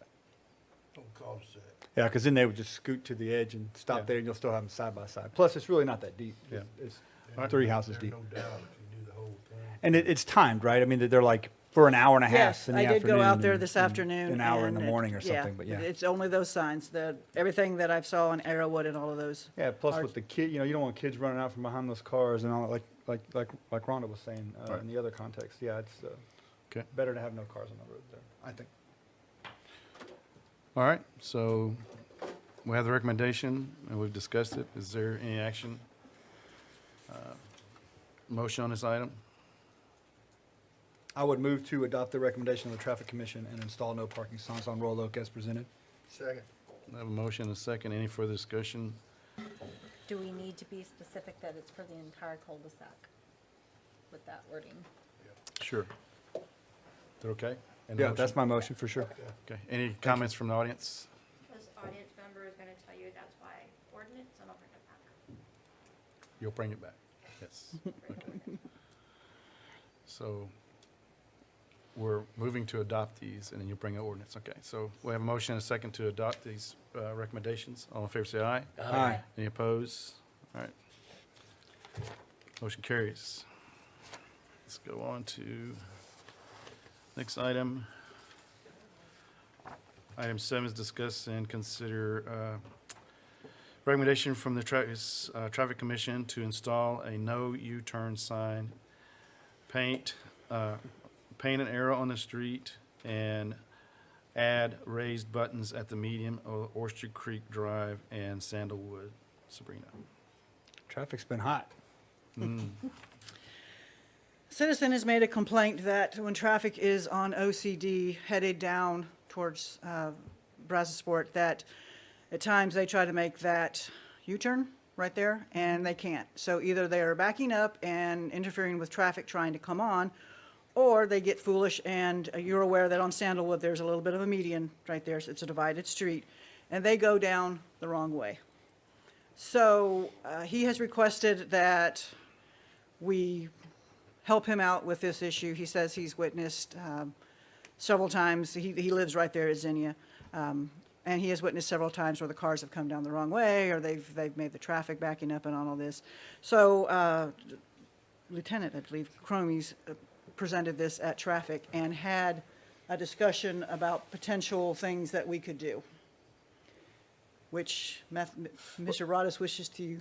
Well, I was gonna say, Go ahead. I was gonna say, what I thought was the best view that I saw at traffic is is not being presented here. The problem stems from the Kroger parking lot has an outlet Right. that's back this way and up. People go out that outlet and then they realize, oh, I'm going to go the wrong way, because you can't go left out of that outlet. You got to go right. And so they get stuck. So this happens more than you would think it happens if you were just driving down, because of the structure of the design of the parking lot. If they were to drive down, it's like I do now because I've done this before. If they're to drive down now to this light, then you could just make the left no problem. But people don't always do that, either their first time or they forget or whatever else. So I do think it's a bigger problem than the picture show. But So why are you shopping at Kroger instead of H-E-B? sometimes I end up over there, number one. Number two, they sell things at that Kroger they don't have at H-E-B. But I hear you. Sure. So the recommendation, you know, a no entry, a U-turn sign, and then they were discussing either painting or putting the buttons here. What if, I know whenever I was talking with Desto about it, is that we don't normally put buttons for a trail like this, or chicken trail, whatever they call it, is that we usually do it if there's double lanes over here allowing a left-hand turn, like we do at Dixie onto Orchard Creek Drive. So, you know, that would be a unique situation doing that way. My question would be is what if we do like TxDOT does now, that they had to do on every entry ramp, is put a wrong way sign either there or here. So whenever people turn, they see that they're heading the wrong way into that intersection. It's just a suggestion. We talked about a lot of different things. There are lots of options thrown around. But there was a concern that if you put a do not enter sign on this side, people are going to confuse it when they're trying to go down the correct direction. It would I have to would be on the other side. prefer to put Put it them further back down. here Other side. at this location, further on back, because one, I don't want them interfering with any kind of view when you're trying to come Right. out. So I would prefer it to be here. I think it'd be more appropriate the- here. I would have, and to be quite honest, I would put one here and I would put one over here on the Yeah. side as well. Yeah, so it doesn't. We've done that on Plantation, where you were coming out of, like Walnut and those. We had some issues where people were, new drivers, I guess, were turning too short. They weren't going across and then coming down. So when we've put those there, and as far as I'm aware, that has solved the issue that they were having over there. Okay. One question I had about that and was discussed at the meeting was, if it's deep into here, then by the time you see it, you've already plugged this up, and then you're really going to be, yeah. And if here, are you Again, hopefully going to be you're, looking? hopefully you're looking down the road and you'll see it as you Yeah. turn in, but that's, Yeah. But you know, we can The do all problem, this, and but again, the people will still U-turn return. too. Like well, the U-turn. The U-turn is the U-turn, I have no problem with doing, is not allowing a U-turn there. But people are still gonna do it. They're gonna break the law. I mean, they're gonna do a UE. Mr. Even if we put a Broadus has sign up already there. said he does it all the time. Yeah. no, Bryce no, does no, all no, the no, time. no. See how he goes? But he's a lawyer. I made that mistake one time But, and learned from it. I mean, there's no other way to physically do it, because you can't move this out any further, because then you start impeding traffic and stuff, and, It was designed by a person for people to force to go to H-E-B. you know. And I guess the other question I would have at the Kroger exit is, I don't know what's at that exit, if it says one way or whatever, but maybe we might be able to address some of this by, at that exit out of Kroger, is improve whatever you bring me signage the- is there. Can you So get that people know a that, top-down view? you know, well, he's that got to what- pull a map up. Yeah. Because I'm not remembering, Joe. Yeah. Is it just curbed there, or is it? I'm trying to remember why you. I don't think there's I'm pretty sure you have to go You can't right. go across because I think it has, Yeah, it has you know, curbing where you the can't go curbing and stuff across. there, but I we go. don't think there's signage that I remember. Yeah, Because so it's this right really here, not a right there. one-way. I mean, you can go It's right down here. here, and then once you get to the Because other zones, Because Well, now I go it's down one here. way here. yeah. You can only turn right. You can only Right, turn but- right.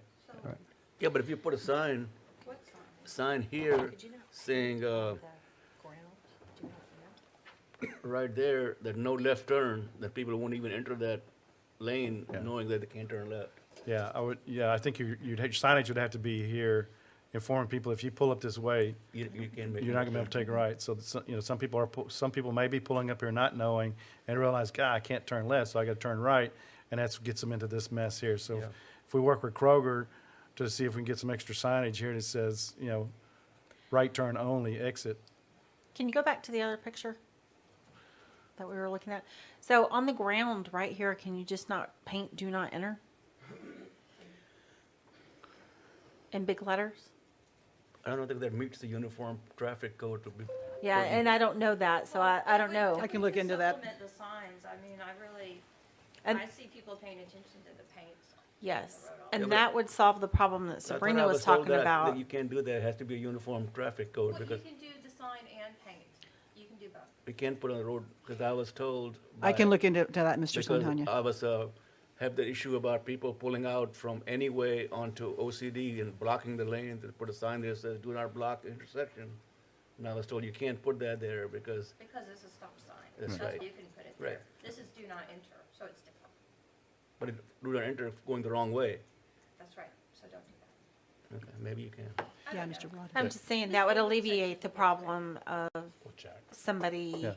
I don't have it. being confused and So right can there. we, right now, Simplify it, what we're right? talking about is that, what we would go back and Sabrina could check into is if we can paint do not enter here, the feasibility of putting 2 signs. 2 signs wrong way, and then talk with Kroger to see if there might be a chance to improve the signage there, like we're talking about.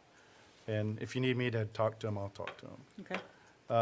And then also we're talking, and so we got those actions, I think is what we're talking about. The question we could achieve here is making this a no U-turn sign up here, wherever. Yeah, you would put it off of. Put it over here. Yeah. So. Anything else? And do you want to just give that direction to Sabrina and staff and let them come back? Come back with a little something more fine-tuned, maybe? We Okay. can't put the other ones, and if council's agreeable to the no U-turn, we'll have to come back with an ordinance for Right. that. Okay. Is it, are we all okay with the, I mean, by consensus I am. with no Yes. U-turn? Okay, so we're doing the no U-turn. All right. For sure, Okay. yeah. Is that the only thing that requires an ordinance, is a no U-turn? Do not enter, you're already not allowed to enter there, so that doesn't need an ordinance. All right, so you'll bring an ordinance back that allows us to do the no U-turn signage, and then we'll have recommendations back on the, Okay. our great suggestions. Okay. Yeah, for the signs, we can put up. Signs we can do. We That's can, not we an can do issue. the signs immediately. We just have to find out what latitude that we have for the pavement marking. But I'm gonna be like Sherry, I think we have latitude. As long as you put the signs up, then you probably can pave the, do But to pavement me, markings. you're facing the wrong way. People coming in will see their sign says, "Do not enter." It's written backwards. It's gonna be confusing. You know, because a lot of times people paint stuff backwards for you to read, and it has to be readable from the car, from the distance. Once you're on top of it, you're not Yeah, I gonna be able to understand. read it. I understand what you're saying. So it's, to me, that's just not gonna work On the pavement on the marking. pavement. Yeah, because what'll happen is this driver may think, I'm going the wrong way. Yeah. And they're going the right way. So we could drive, I mean, so we could easily. Because the lettering is I'm backwards. thinking these people It's shouldn't be upside down. driving. Be like my Since father we used to say, I'm only since going we one way, can so. put the signage up, we can try that and see how it works and monitor. So do you need us to approve signage? I Because signage need- doesn't require an ordinance. I can put the do not enter up without anything, but if I can't put the no U-turn up until you guys Yes. have modified and the ordinance. Okay. But I can, And you may want to Get John put a working. no U-turn on the light as well as also on the side, on the post here, because some people will not look. But if it's Yeah, we shot Modesto. right here, or, you know, a pole saying no U-turn, because they may not see it up the top light. I don't know, I'll see what I have as far as Yeah, it may space, not and be Better wide have enough. much space. where I might can not put be- a pole, you know, if I can put a Yeah, pole. Yeah, it if may you not put a be pole wide. there, Matt's fender on his big wide pickup truck's gonna hit it every time he does that UE. Yeah. It wasn't illegal when I did it. Matt fixed And it I only now. He did it knows how he's once. doing now. He knows to come down here and turn around and around. come No, on. I So come he's, down the Kroger parking lot to this light and and make then a left. turn like a sensible person. just go out on Loop Road and All make right, it right. do you Okay. do you want us to do a motion on the signage? That's what I do. No, I think just consensus. Okay, all right. Okay, thank you very much. Item 8, discuss and consider option for additional inspections in the health department, Modesto. Well, from the last meeting, staff's had some more chance to discuss this. And one of the ideas that was proffered by staff to me was look at trying to have a trigger on inspecting those restaurants that were starting to show us not meeting standards, rather than inspect all. I don't know what's the count that we have on restaurants, David? At last count, it's about 106. So we do 2 inspections right now for those 106 restaurants. So rather than do another 2 for the 106, the thought is that if a restaurant then had a failed enclosure or 2, it would trigger an additional inspection or inspections for a quarter or for 6 months or for a year. And then we would monitor them and see if we can get them back into meeting standards. The other idea that was broached today that David brought to me, that we could also expand that, and not just a failure. It could be those that are unsatisfactory, or I would say a grade of C. And this year, over the first 6 months or plus, we've had 3 satisfactory. I think, or 3 to 5. And so that could, if you get a satisfactory, that could trigger you also at getting an additional inspection or inspections. If we did something like that, I think that we could absorb that with our current staffing load versus trying to figure out a way to add a position. So we talked about that. I think we want to recommend that. We'd like to try that and see.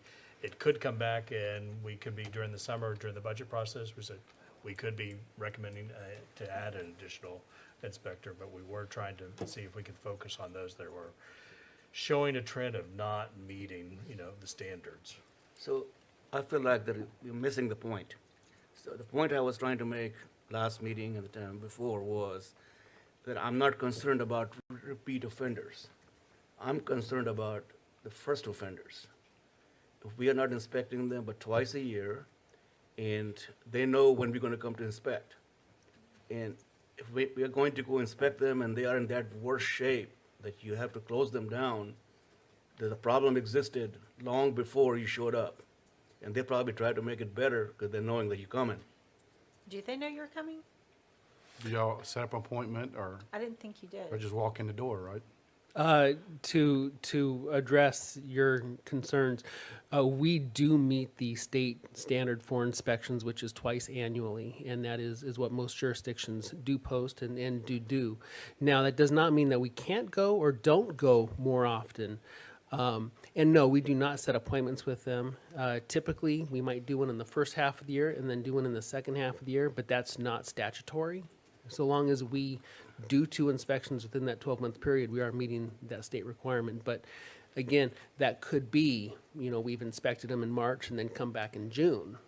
But then, obviously, you might have a longer time before that next statutory inspection.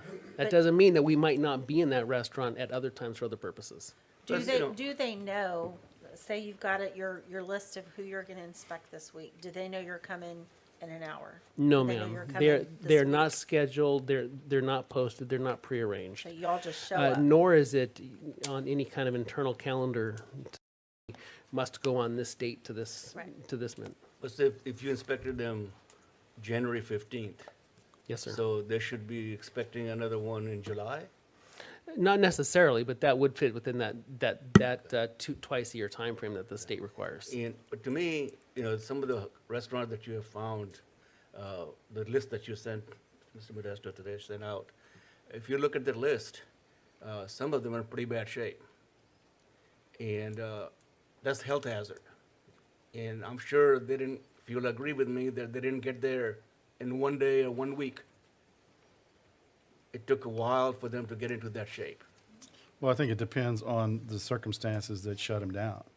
Yes, there's two businesses that were shut down for extended period of times because of a long extended issue with their HVAC, and we had been working with them for a long period of time to get them to repair it, and we finally shut them down to get action to take on it. But I worked in the industry. When I was in college, I worked at flipping burgers. And I know all about the inspections, and We never were notified ahead of time. And the ability to have a good restaurant or pass inspections, it really relied upon what kind of manager you had to be able to keep an eye on and make sure things are being done appropriately. But at the same time, I know that, especially if you're sitting in a restaurant that's in a strip center and it's next door to a pet food store or whatever, they can move their inventory around, and you may have a perfect certificate that shows you just been had a trip visited by the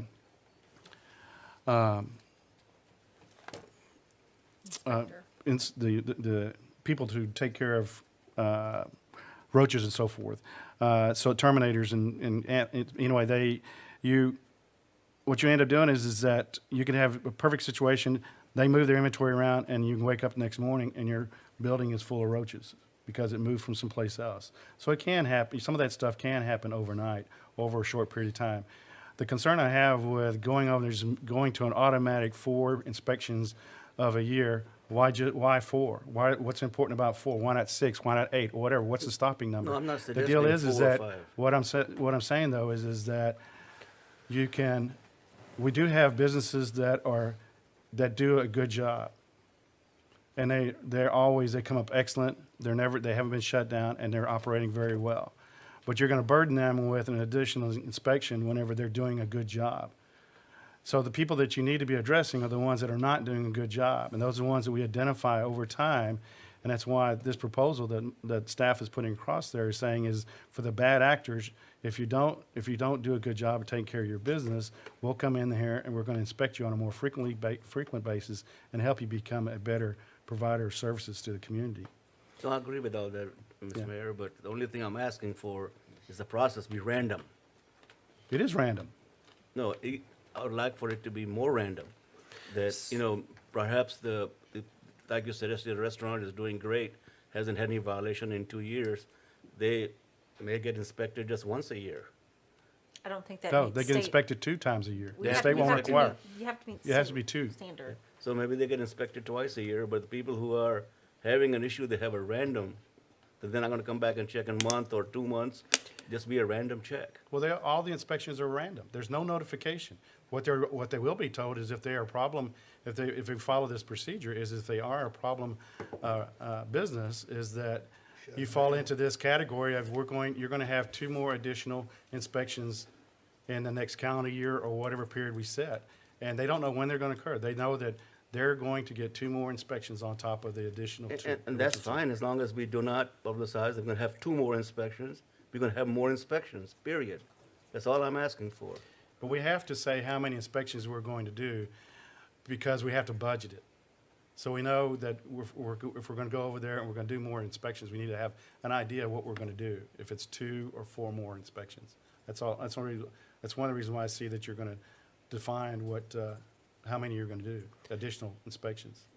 If I can interject, whatever the council decides that staff is going to do or gives direction to the city manager to implement a policy, that policy must state what that procedure is going to be, Right. so that it doesn't come down to you're picking on me, Right. or I'm being unfairly treated. So whether or not it's 1 additional inspection within a certain time frame for a failed or satisfactory score, or it goes to something other than that, we have to be able to write a policy based upon that. Just using a blanket more inspections is not something that we could enforce or something that the courts would substantiate or You're not allow us to picking on it. do. Every time I come in your restaurant, you're failing the inspection, that's not picking on you. No, I agree. I mean, So, there I are mean- some people that will require some additional attention. But if A lot of times when we go back into restaurants, it's because we have complaints either from customers or more often than not from employees. So when we investigate every complaint, regardless of how it's the method in which it was brought to our attention, or whether or not we believe it to be credible, we still investigate. As an example, today I went to a local retailer because a customer was concerned about the quality of the bagged spinach. And I, explained to the customer, and I also talked to the manager, they don't bag that spinach on site. but the spinach was spoiling faster than this gentleman thought it should. So even though it's not something the local establishment can do anything about, and it could very well have been that customers' own handling of the product once they had it in their control, we do address everything, regardless of how it's brought to us, which is why you'll see some establishments are visited more than others. And sometimes it could be just a disgruntled employee making disparaging remarks on an open public Facebook forum. We still do that investigation. So whatever council decides to do, we'll draft up a policy to make sure that we can address the concern from council, that we can treat the restaurants equitably, and that we can make sure that the citizens can eat and dine in healthy establishments. As is, we might go out and identify something, and we'll just use the example of roaches. It might not even be because of the quality of the establishment that roach could have been introduced, or roaches could have been introduced on products from vendors or even employees bringing them on site. So, but once again, we do that investigation. We make sure that the restaurant is meeting those minimum standards, and then we move forward from there. There just has to be a consistent process based on the performance. Right. Yeah, I think the hesitancy of staff would be, you would have to give us, or we'd have to tell the restaurants if they had a failed inspection or inspections that they could inspect, a minimum of, 2 more inspections or stuff. Because what we wouldn't want is you have a restaurant that failed, 2 restaurants that fail, and we inspect one 8 times and another one 4 times. Then they could say, well, wait a minute, you are picking on me, and we wouldn't want that. Well, I'm not asking for that. I mean, if you come in and inspect me, if I failed inspection 2 months ago, you come back and I'm passing, then you wouldn't be back to your regular frequency. But if I failed again, you'll be back. So it's not a case to me of picking on. I mean, that's just, to me, it doesn't hold water. I mean, if you are squeaky clean, you're not going to get an inspection. My only thing is, I know we're talking about potatoes and potatoes, so let's just move forward, try this, and see how it works out. It sounds like the proposal, Mr. Singhania, is addressing your concern. I believe so, but my only concern is if they know when you're coming back, if you're gonna, and if that's not the case, then let's move Yeah, forward. no inspection is ever scheduled unless we say you're in violation of these, and we will be back within 10 days to verify these things have been completed. But if you say coming back in 2 months, then they are basically have a date in mind that when you're coming back. Yes, sir. So they can be rotten from day till 2 weeks before that you're gonna come back in 2 months and clean it up and be good to go. Some people are good businessmen, good restaurants, some are not. And now, let's try that and see what happens. So you We'll want to bring it back we'll up? formulate something in writing and then bring it back to council so you can see what we're doing. And again, this is not an ordinance change, it's really kind of a Policy, a kind of procedure. a policy that will guide us. Okay. And it's mostly not restaurant, rephrase that.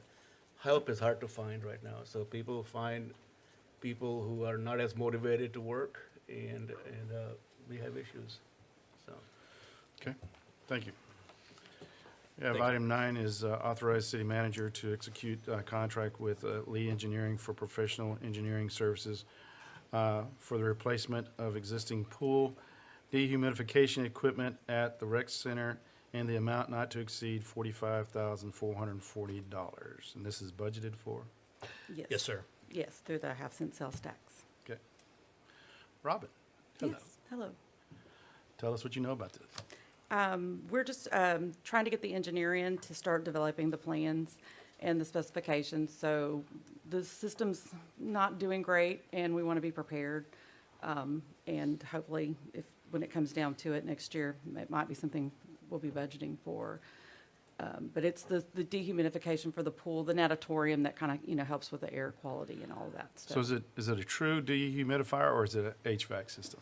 It's a dehumidifier, Okay. yes. Because AC is Right. dehumidifies also. But- Yeah, so yeah, this no, is- this is an HVAC. Okay. Yeah. Robin, once we get them secured and started, when do you think that they would have the plans ready? When I talked to him, he said it would be he could probably get them ready within 4 to 6 weeks. So Okay. I'm hoping and go from there. I'm still, something ever happened, those systems are still. So this is just the engineering. This is isn't- just It is, the we engineering, weren't able yeah. to get it into the budget for this year, so, but we could get in, the engineering. Right. The one thing that we may come back with is that the lead time on equipment right now Oh, yeah, is it's a year years. plus. We may, if after the beginning of the year, look at it, if the half cent is doing well, we may come back with an amendment to go out and go out for bid and maybe explore a down payment and Right. ordering, because Get the parts coming. I Yeah. don't see anything coming in within 6 months at all, even if we placed an order Yeah. today. Generators are taking a year. Yeah, any big equipment like that. So, yes. Okay. All right, so any other questions, council? All right, I'll take a motion on this item. Move for approval. Motion to approve. Second. Motion is second. Any further discussion? All in favor, say aye. Aye. Any opposed? All right, thank you. Okay, thanks. Approved purchase of criminal investigation replacement vehicle through Rockdale Country Ford under by board contract 61601-19 in the amount not to exceed $37,000. Hello. What kind of vehicle is this? It's going to be a Ford Explorer, just like Lieutenant Langford drives right now. It's replacing a Caprice, an old vehicle that we had. It's, obviously, it was budgeted for, and it's under buyback price. Okay. Anybody have a question? Does this price include it being outfitted with the equipment that you need? I believe they put the bid in for all that equipment, but of course, the CID equipment vehicle does not have all the lights and stuff like a patrol vehicle. It'll probably just have a smaller light set. All right, I'll take a motion on this item. Move for approval. A motion to move, I mean, to purchase, yes. Second. I have a second. Any further discussion? All in favor, say aye. Aye. Any opposed? All right, thank you. We have approved purchase of computer storage hardware, installation and configuration for the police department on contract number HCDE 18056KD47 in the amount not to exceed $78,000. Tom, how are you? You're not I'm Pam. just fine. How are You're you not doing? Pam, you cut No, I'm your not hair. Pam. Yes. No, nowhere near that Pam right pretty. here. Nowhere near that pretty. Tell us about this. This is for the virtualization infrastructure at the police department. It houses most of our servers. Put in around 2014, 2015 timeframe. We're beginning to see some storage failures. Different things are happening. It's not quite as resilient as it was. We're looking at implementing newer technology. The city, their infrastructure implemented a different type of technology a while back in 2017. This will be in line with them, so it's proven technology. It's good. It's easy to work with. It doesn't require much training as the existing infrastructure. It was budgeted for, not CIP, but just in equipment replacement. Okay. So this doesn't give us any kind of extra security other than just we won't fail, we won't break, or, Right, basically, we're just trying to, the equipment's aging out. It's in that, sitting in that 7-year range, and that's kind of when you start looking for, and we're beginning to see quite a few failures. We're Yeah. not able to fail over the way we want to, but as far as actually security, it's not. It's just more of a redundancy effect that we deal with. okay? Any other questions on council, from council? No. Okay, I'll take a motion on this. I'll make a motion to approve the purchase of computer storage hardware installation configuration for the police department on contract number HCDE 18056KD47 in an amount not to exceed $78,000. I have a motion, looking for a second. Second. I have a second. Any further discussion? All in favor, say aye. Aye. Any opposed? All right, thank you. Award contract to North Parking Place canopy demolition and facade restoration to the lower bidder, RM Commercial, in the amount not to exceed $279,000. Sal. This is one of those projects that came up. It hadn't been an item for discussion during the original design.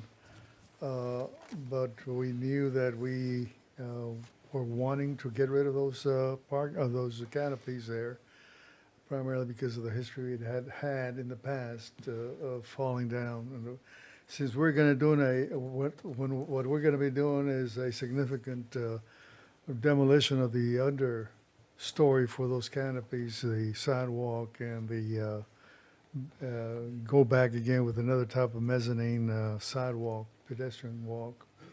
We thought it was a proper time to try to remove that thing, and it went through a whole process between our city manager and our assistant city manager with those people about removing those canopies. They all agreed to. Finally, to be demolished there, and then came up the questions concerning how do we go back and sort of button that up without creating any moisture or weather-proofing those particular items that were going to be removed.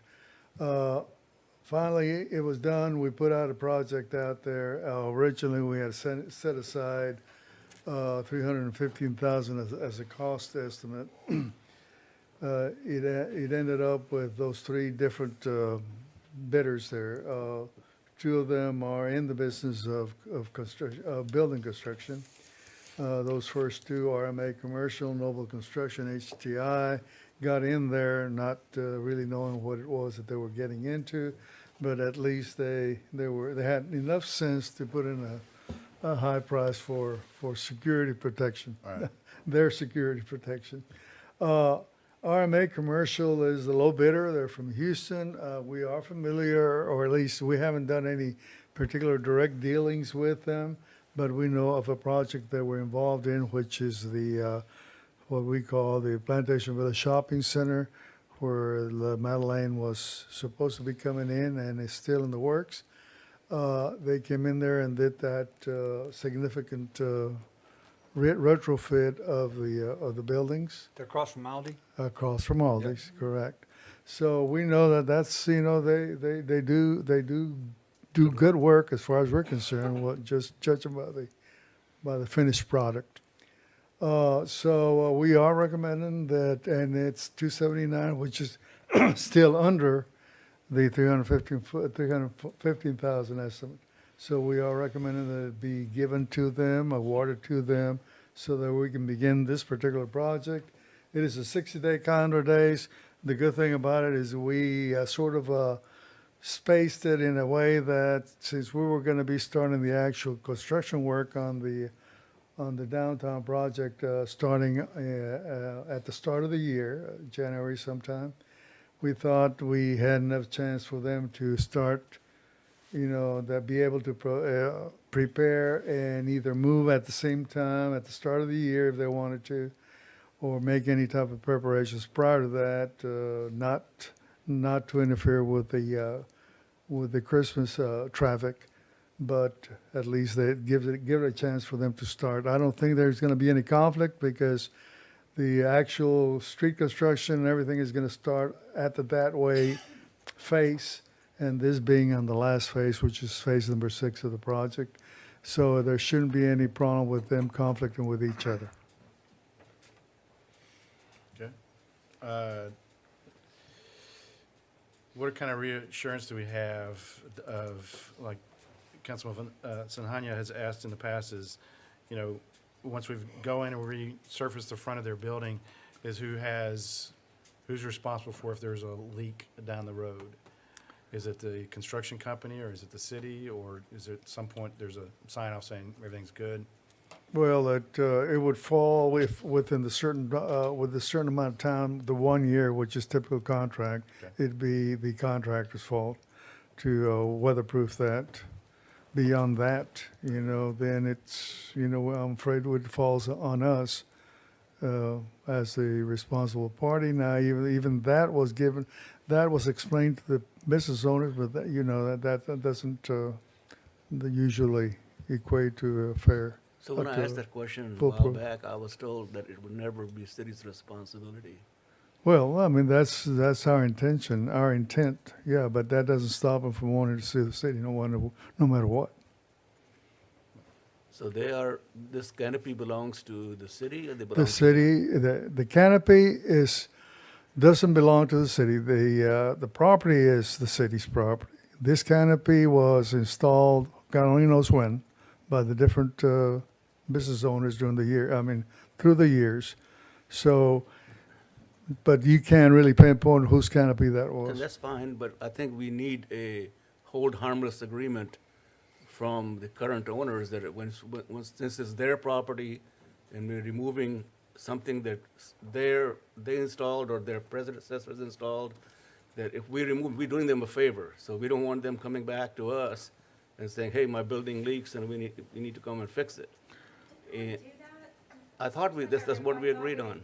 We talked about it. We Yeah. talked about it so much, I thought that we had done that. So I just want to make sure that was done because Okay, I'm not privy to what actual documents were We haven't exchanged. secured anything with any of the business owners. I know we discussed it. Okay, I think we need to do that though before we authorize this. I just, The only saving grace is that there is only, I believe, 2 different property owners involved in this particular block. Right. So that limits, and it can be covered that way. But again, at the end of the day, we're going to require it to be removed. And either they remove it or they allow us to remove it and hold us not accountable after a certain period of time, I guess. So the first year will be the contractor responsibility. The first year will be the 13th month on, contractor's, it's gonna correct. go to the Beyond that business one, owner. yes, the contract goes out. Okay. We could award this bid now and still have that stipulation, but it's whatever you guys, what council wants to do tonight. If we want to hold off on this, or I would personally hold off because I thought we had decided before. does that create a problem with the contractor? No, I don't believe so. I think So we how still many have, days do we have to award the bid? excuse me? How How many days? days do we have? We to have 30 award? days to give, So we have to, enough time to bring it to the next council meeting? yes. So within that time period, could we go ahead and secure the documentation from the business owner with their agreement? Yes. We can, We can, Assuming they we agree. can approach them and require if that they if do they'll that. agree. Well, They if they don't don't agree, agree, they then we remove give them themselves. dates when it's got to be down. We can give them so many days to take it down.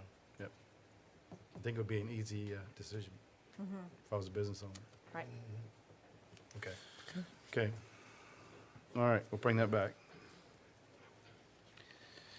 All right, number 13, approve interlocal agreement with Brazosport Independent School District for 2 bus drivers to transport patrons from the Recreation Center to City Hall for the Festival of Lights. Brian's going to talk to you. Okay? Yes, basically what happened when I came to you earlier was asking for the center parking on Circleway to be taken out. At that time, we had that discussion. We believed that the carnival would not be here. And one of the ideas was that parking overflow from that area could go to the Civic Center area. However, since Mallory's actually got us a carnival now, we try to mitigate that issue and find another solution. And so the solution we came up with was to use the rec center and McLean Park area as a bus stop / park and ride. And so we've reached out to BISD to ask if they would assist us with that, and they've agreed to. And so basically, they've asked us to pay for the drivers only, and that they were going to give us the buses and the fuel and all of that. And so this agreement here is basically to facilitate that agreement so we can have those 2 buses. And what we've talked about getting is 2 88 buses and 2, a driver and a helper. That way they can assist and basically have 2 buses rolling at the same time from noon until midnight. And the reason why the time frame is because obviously the carnival goes until 11. So we want to make sure if somebody comes in to see the parade, and then they decide after the parade to go to the carnival, they have a way back to their vehicle. Now, we obviously don't know what time people are going to show up, so we're trying to cover that time frame from noon to midnight. Okay.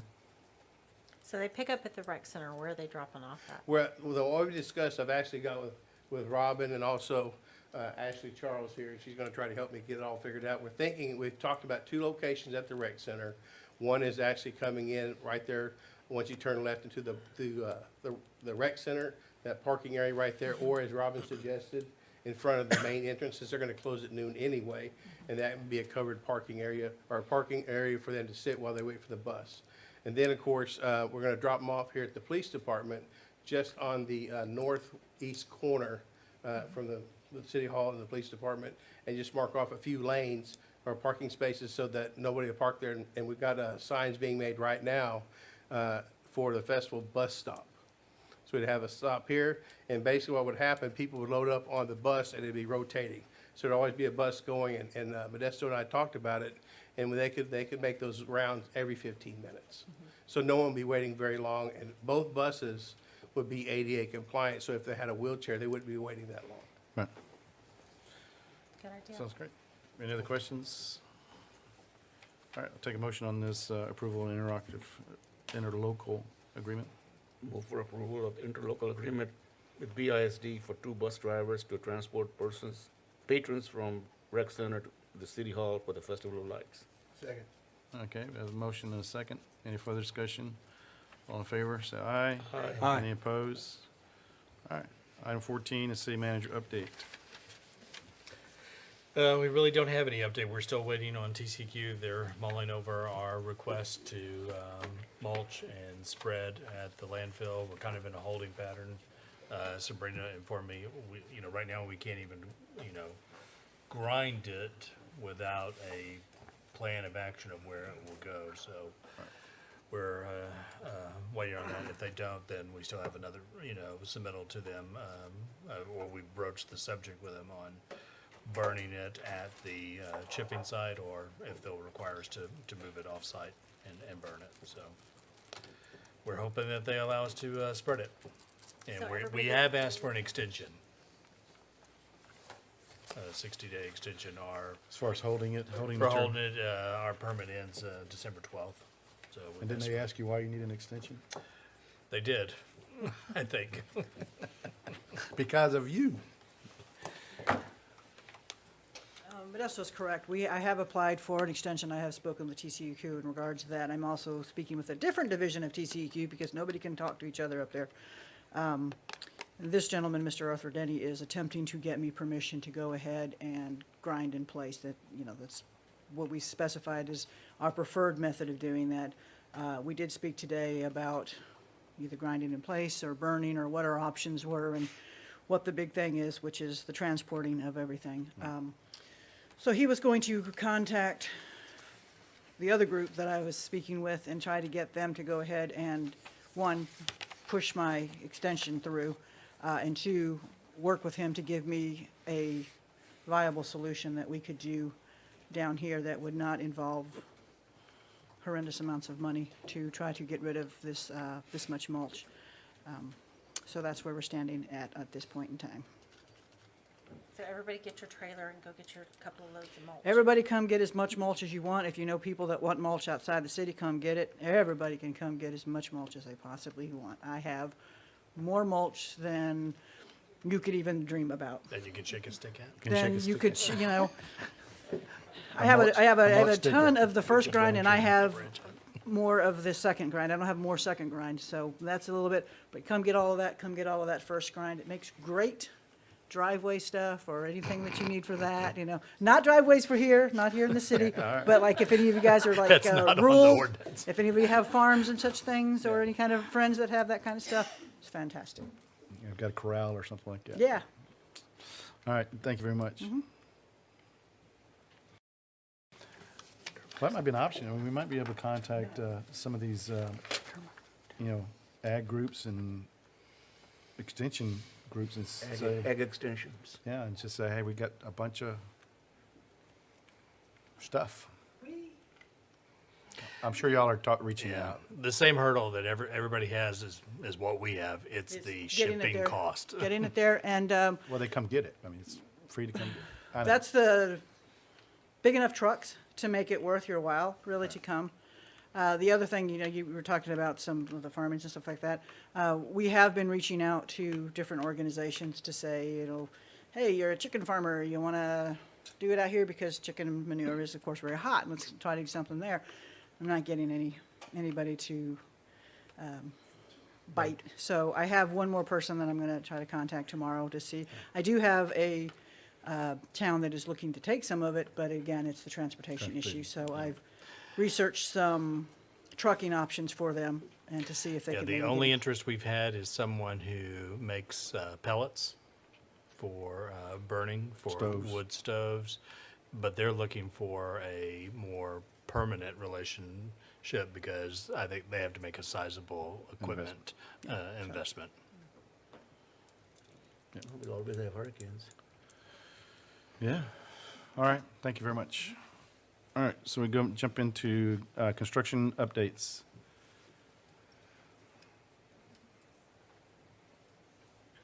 It hadn't been raining, so we probably got A lot of bunch work going stuff on done. at the, A lot of It's work. been raining, so we have, no, first of all, the Shop project on Walnut Street Crossing is about ready to complete. The bridge. The bridge, yes. There's only one sidewalk that's left to be built, and once it does that one, we're ready to buy.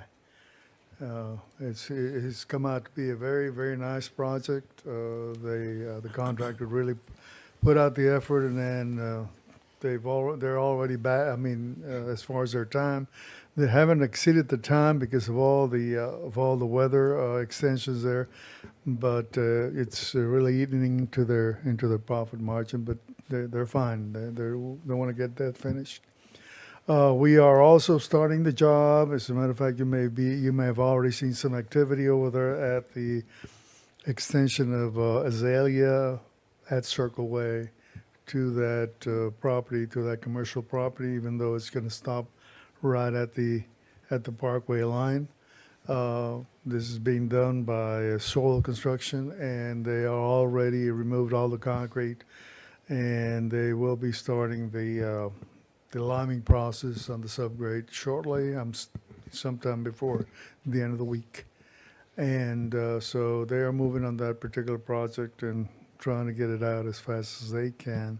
We have also completed the spot repair pavement at Oyster Creek Drive. Were able to drive through that today.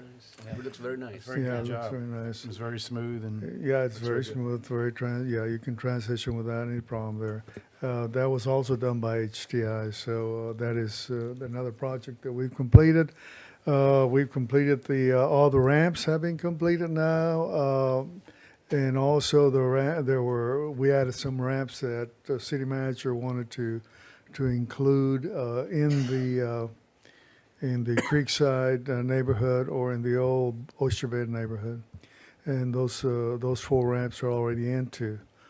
The repair job, the emergency repair job at the fire station number 2 has been completed. We're still looking at some of the video after the fact to try to determine what it is our next step. But the line is in. They were able to get in there without any without any well pointing, as we were first of all concerned about. But we found a little situation that we need to discuss ourselves whether or not to proceed with anything more. So was the driveway also repaired, or is that still No, the coming? driveway's still not repaired yet. Yeah, that would come after the fact. We'll go back in there and make Okay. that repair. But we need to just be content with the product. They did what they were supposed to. There wasn't any problem there whatsoever. On the OCD patch, out of that 200,000 we had allocated for panel replacement, do we have any? Are we finished with that? Yeah, we're finished with that project. Correct. This was the last one. Correct. Okay. Did a good job on Banyan also. Yes. No, they did. They did very good jobs. So now our next one is to move into the $1 million that we just approved tonight. Okay. So I'll get that done next week. That's about right. right. I already have it now. Velasco Drainage District is working on the Shy Pond outflow.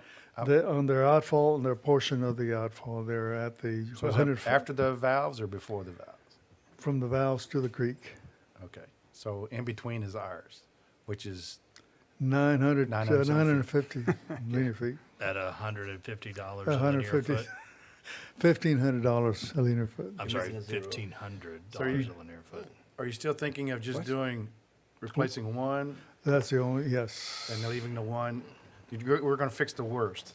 Yeah, we're gonna fix the worst. That's all What we can we afford, right? perceive to be the worst after, reviewing the I mean, right video. now, we have 850,000 allotted for that. It's still not We'd enough. have to, Yeah, yeah. yes. And we're doing this cure in place in that section, or we're gonna replace the pipe? We are looking at all options So you right haven't- now. We haven't, we looked at open You haven't cut, decided how to go spend but, 800 yeah, something. we looked at open cut as being thing, but we're talking about a very deep line under very waterlogged conditions. Becomes a nightmare. So, Would they have to vacuum that dirt before they, put the, well, yeah, well pointed would be the way to do this thing, but we would have to drain the creek itself because, that is a sort of an artesian type condition right through there, yeah. artesian well? Yeah, an artesian well. Anything else? That'll be it. Any other questions for Sal? Nope. All right. All right, we have, next is items of community interest. We'll start with Rhonda. Not anything for me? Buster? Well, we got the parade Saturday night and the carnival and all associated with it this Saturday. Yep. Renee? Just a couple items. The city helped residents install those children at play or neighborhood business signs around town, and they have mostly all faded away, and they look like pretty eyesore. I was wondering if we can just remove them or have them replaced. The examples are on Dogwood. As you come off of Yopon, run to Dogwood, you see first right there is one right there, the one on the other side, a couple other ones that neighborhood watch and neighborhood children at play. So they just look tacky, so if we're going to, the residents want, they had to pay to buy the signs, and we Yeah, installed them. the citizen on those requests, those, and we put them up, but they paid for the sign, Right. so. So we don't want to just take them down because they paid for the signs, but I perhaps, don't know. Gosh, that's a good question. We'll have to talk, I don't know if we keep a record of the request unless it's, I don't have an answer to that. It could be kind of that's it. murky. Okay. Zip? Matt? Just a big thanks, I guess, to everybody. There was a lot of Veterans Day festivities happened not too long ago, and lots of different events and lots of different places, put on by lots of different people, and they all went off very well without a hitch. And Do you know thank when you, Lake and Jackson's gonna congratulations. have the parade responsibility? On the rotation, Is it by alphabetical order, or? Don't know. don't know. See who passes the baton. The big The parade. rotates through different cities. Instead of every city doing their own, it rotates through different cities. So that's why Freeport had the parade this This year. year, yeah. Veterans? Yeah, Veterans Day parade, yeah. So I don't, that's just, so we'll have to find, Jones Creek. Jones Creek? That's gonna be my argument. That won't take long. Yeah, it's about 3 trucks, yeah, 3 vehicles. Okay, all right, is that it, Matt? Yes, it is. Okay. Thank you. All right, real quick on me, I had the opportunity, I had several things I was asked to do during Veterans Day, which I was really appreciative of and grateful to be able to do. I went to one of the nursing homes here. They asked me to hand out certificates to the vets that were homed there, and so I handed out. Ended up being 12 certificates from the city recognizing them for their service to our country. The thing that was interesting for me was even being a Boy Scout and knowing about all the flag ceremonies and stuff, we had American Legion from Brazoria came in to do a flag ceremony, and part of it was they explained, they talked about our flag, but then they talked about the ceremony and behind the way you fold the flag, and at each fold has a specific reason. And I had forgotten that from Boy Scouts, and so they were going through that, and it was just, it just kind of tears at you because I know there's a lot of people that don't know the history and the reasons why there's 13 folds and so forth. So it was really great, and I really enjoyed it. And I told them that, again, anytime they want us to do anything like that, be it me or anybody from council, to give me a call on it and give us a call. But it was great. I really appreciate it. That's all I got. Got anything? No, just, if you notice, just talking about the Veterans Day and the parade, the Lions Club did a great job of putting the flags out for us. Looked great the whole week, It yeah. looked very nice. absolutely. Yeah, they were taking them down today at 5:30, so. All right, okay.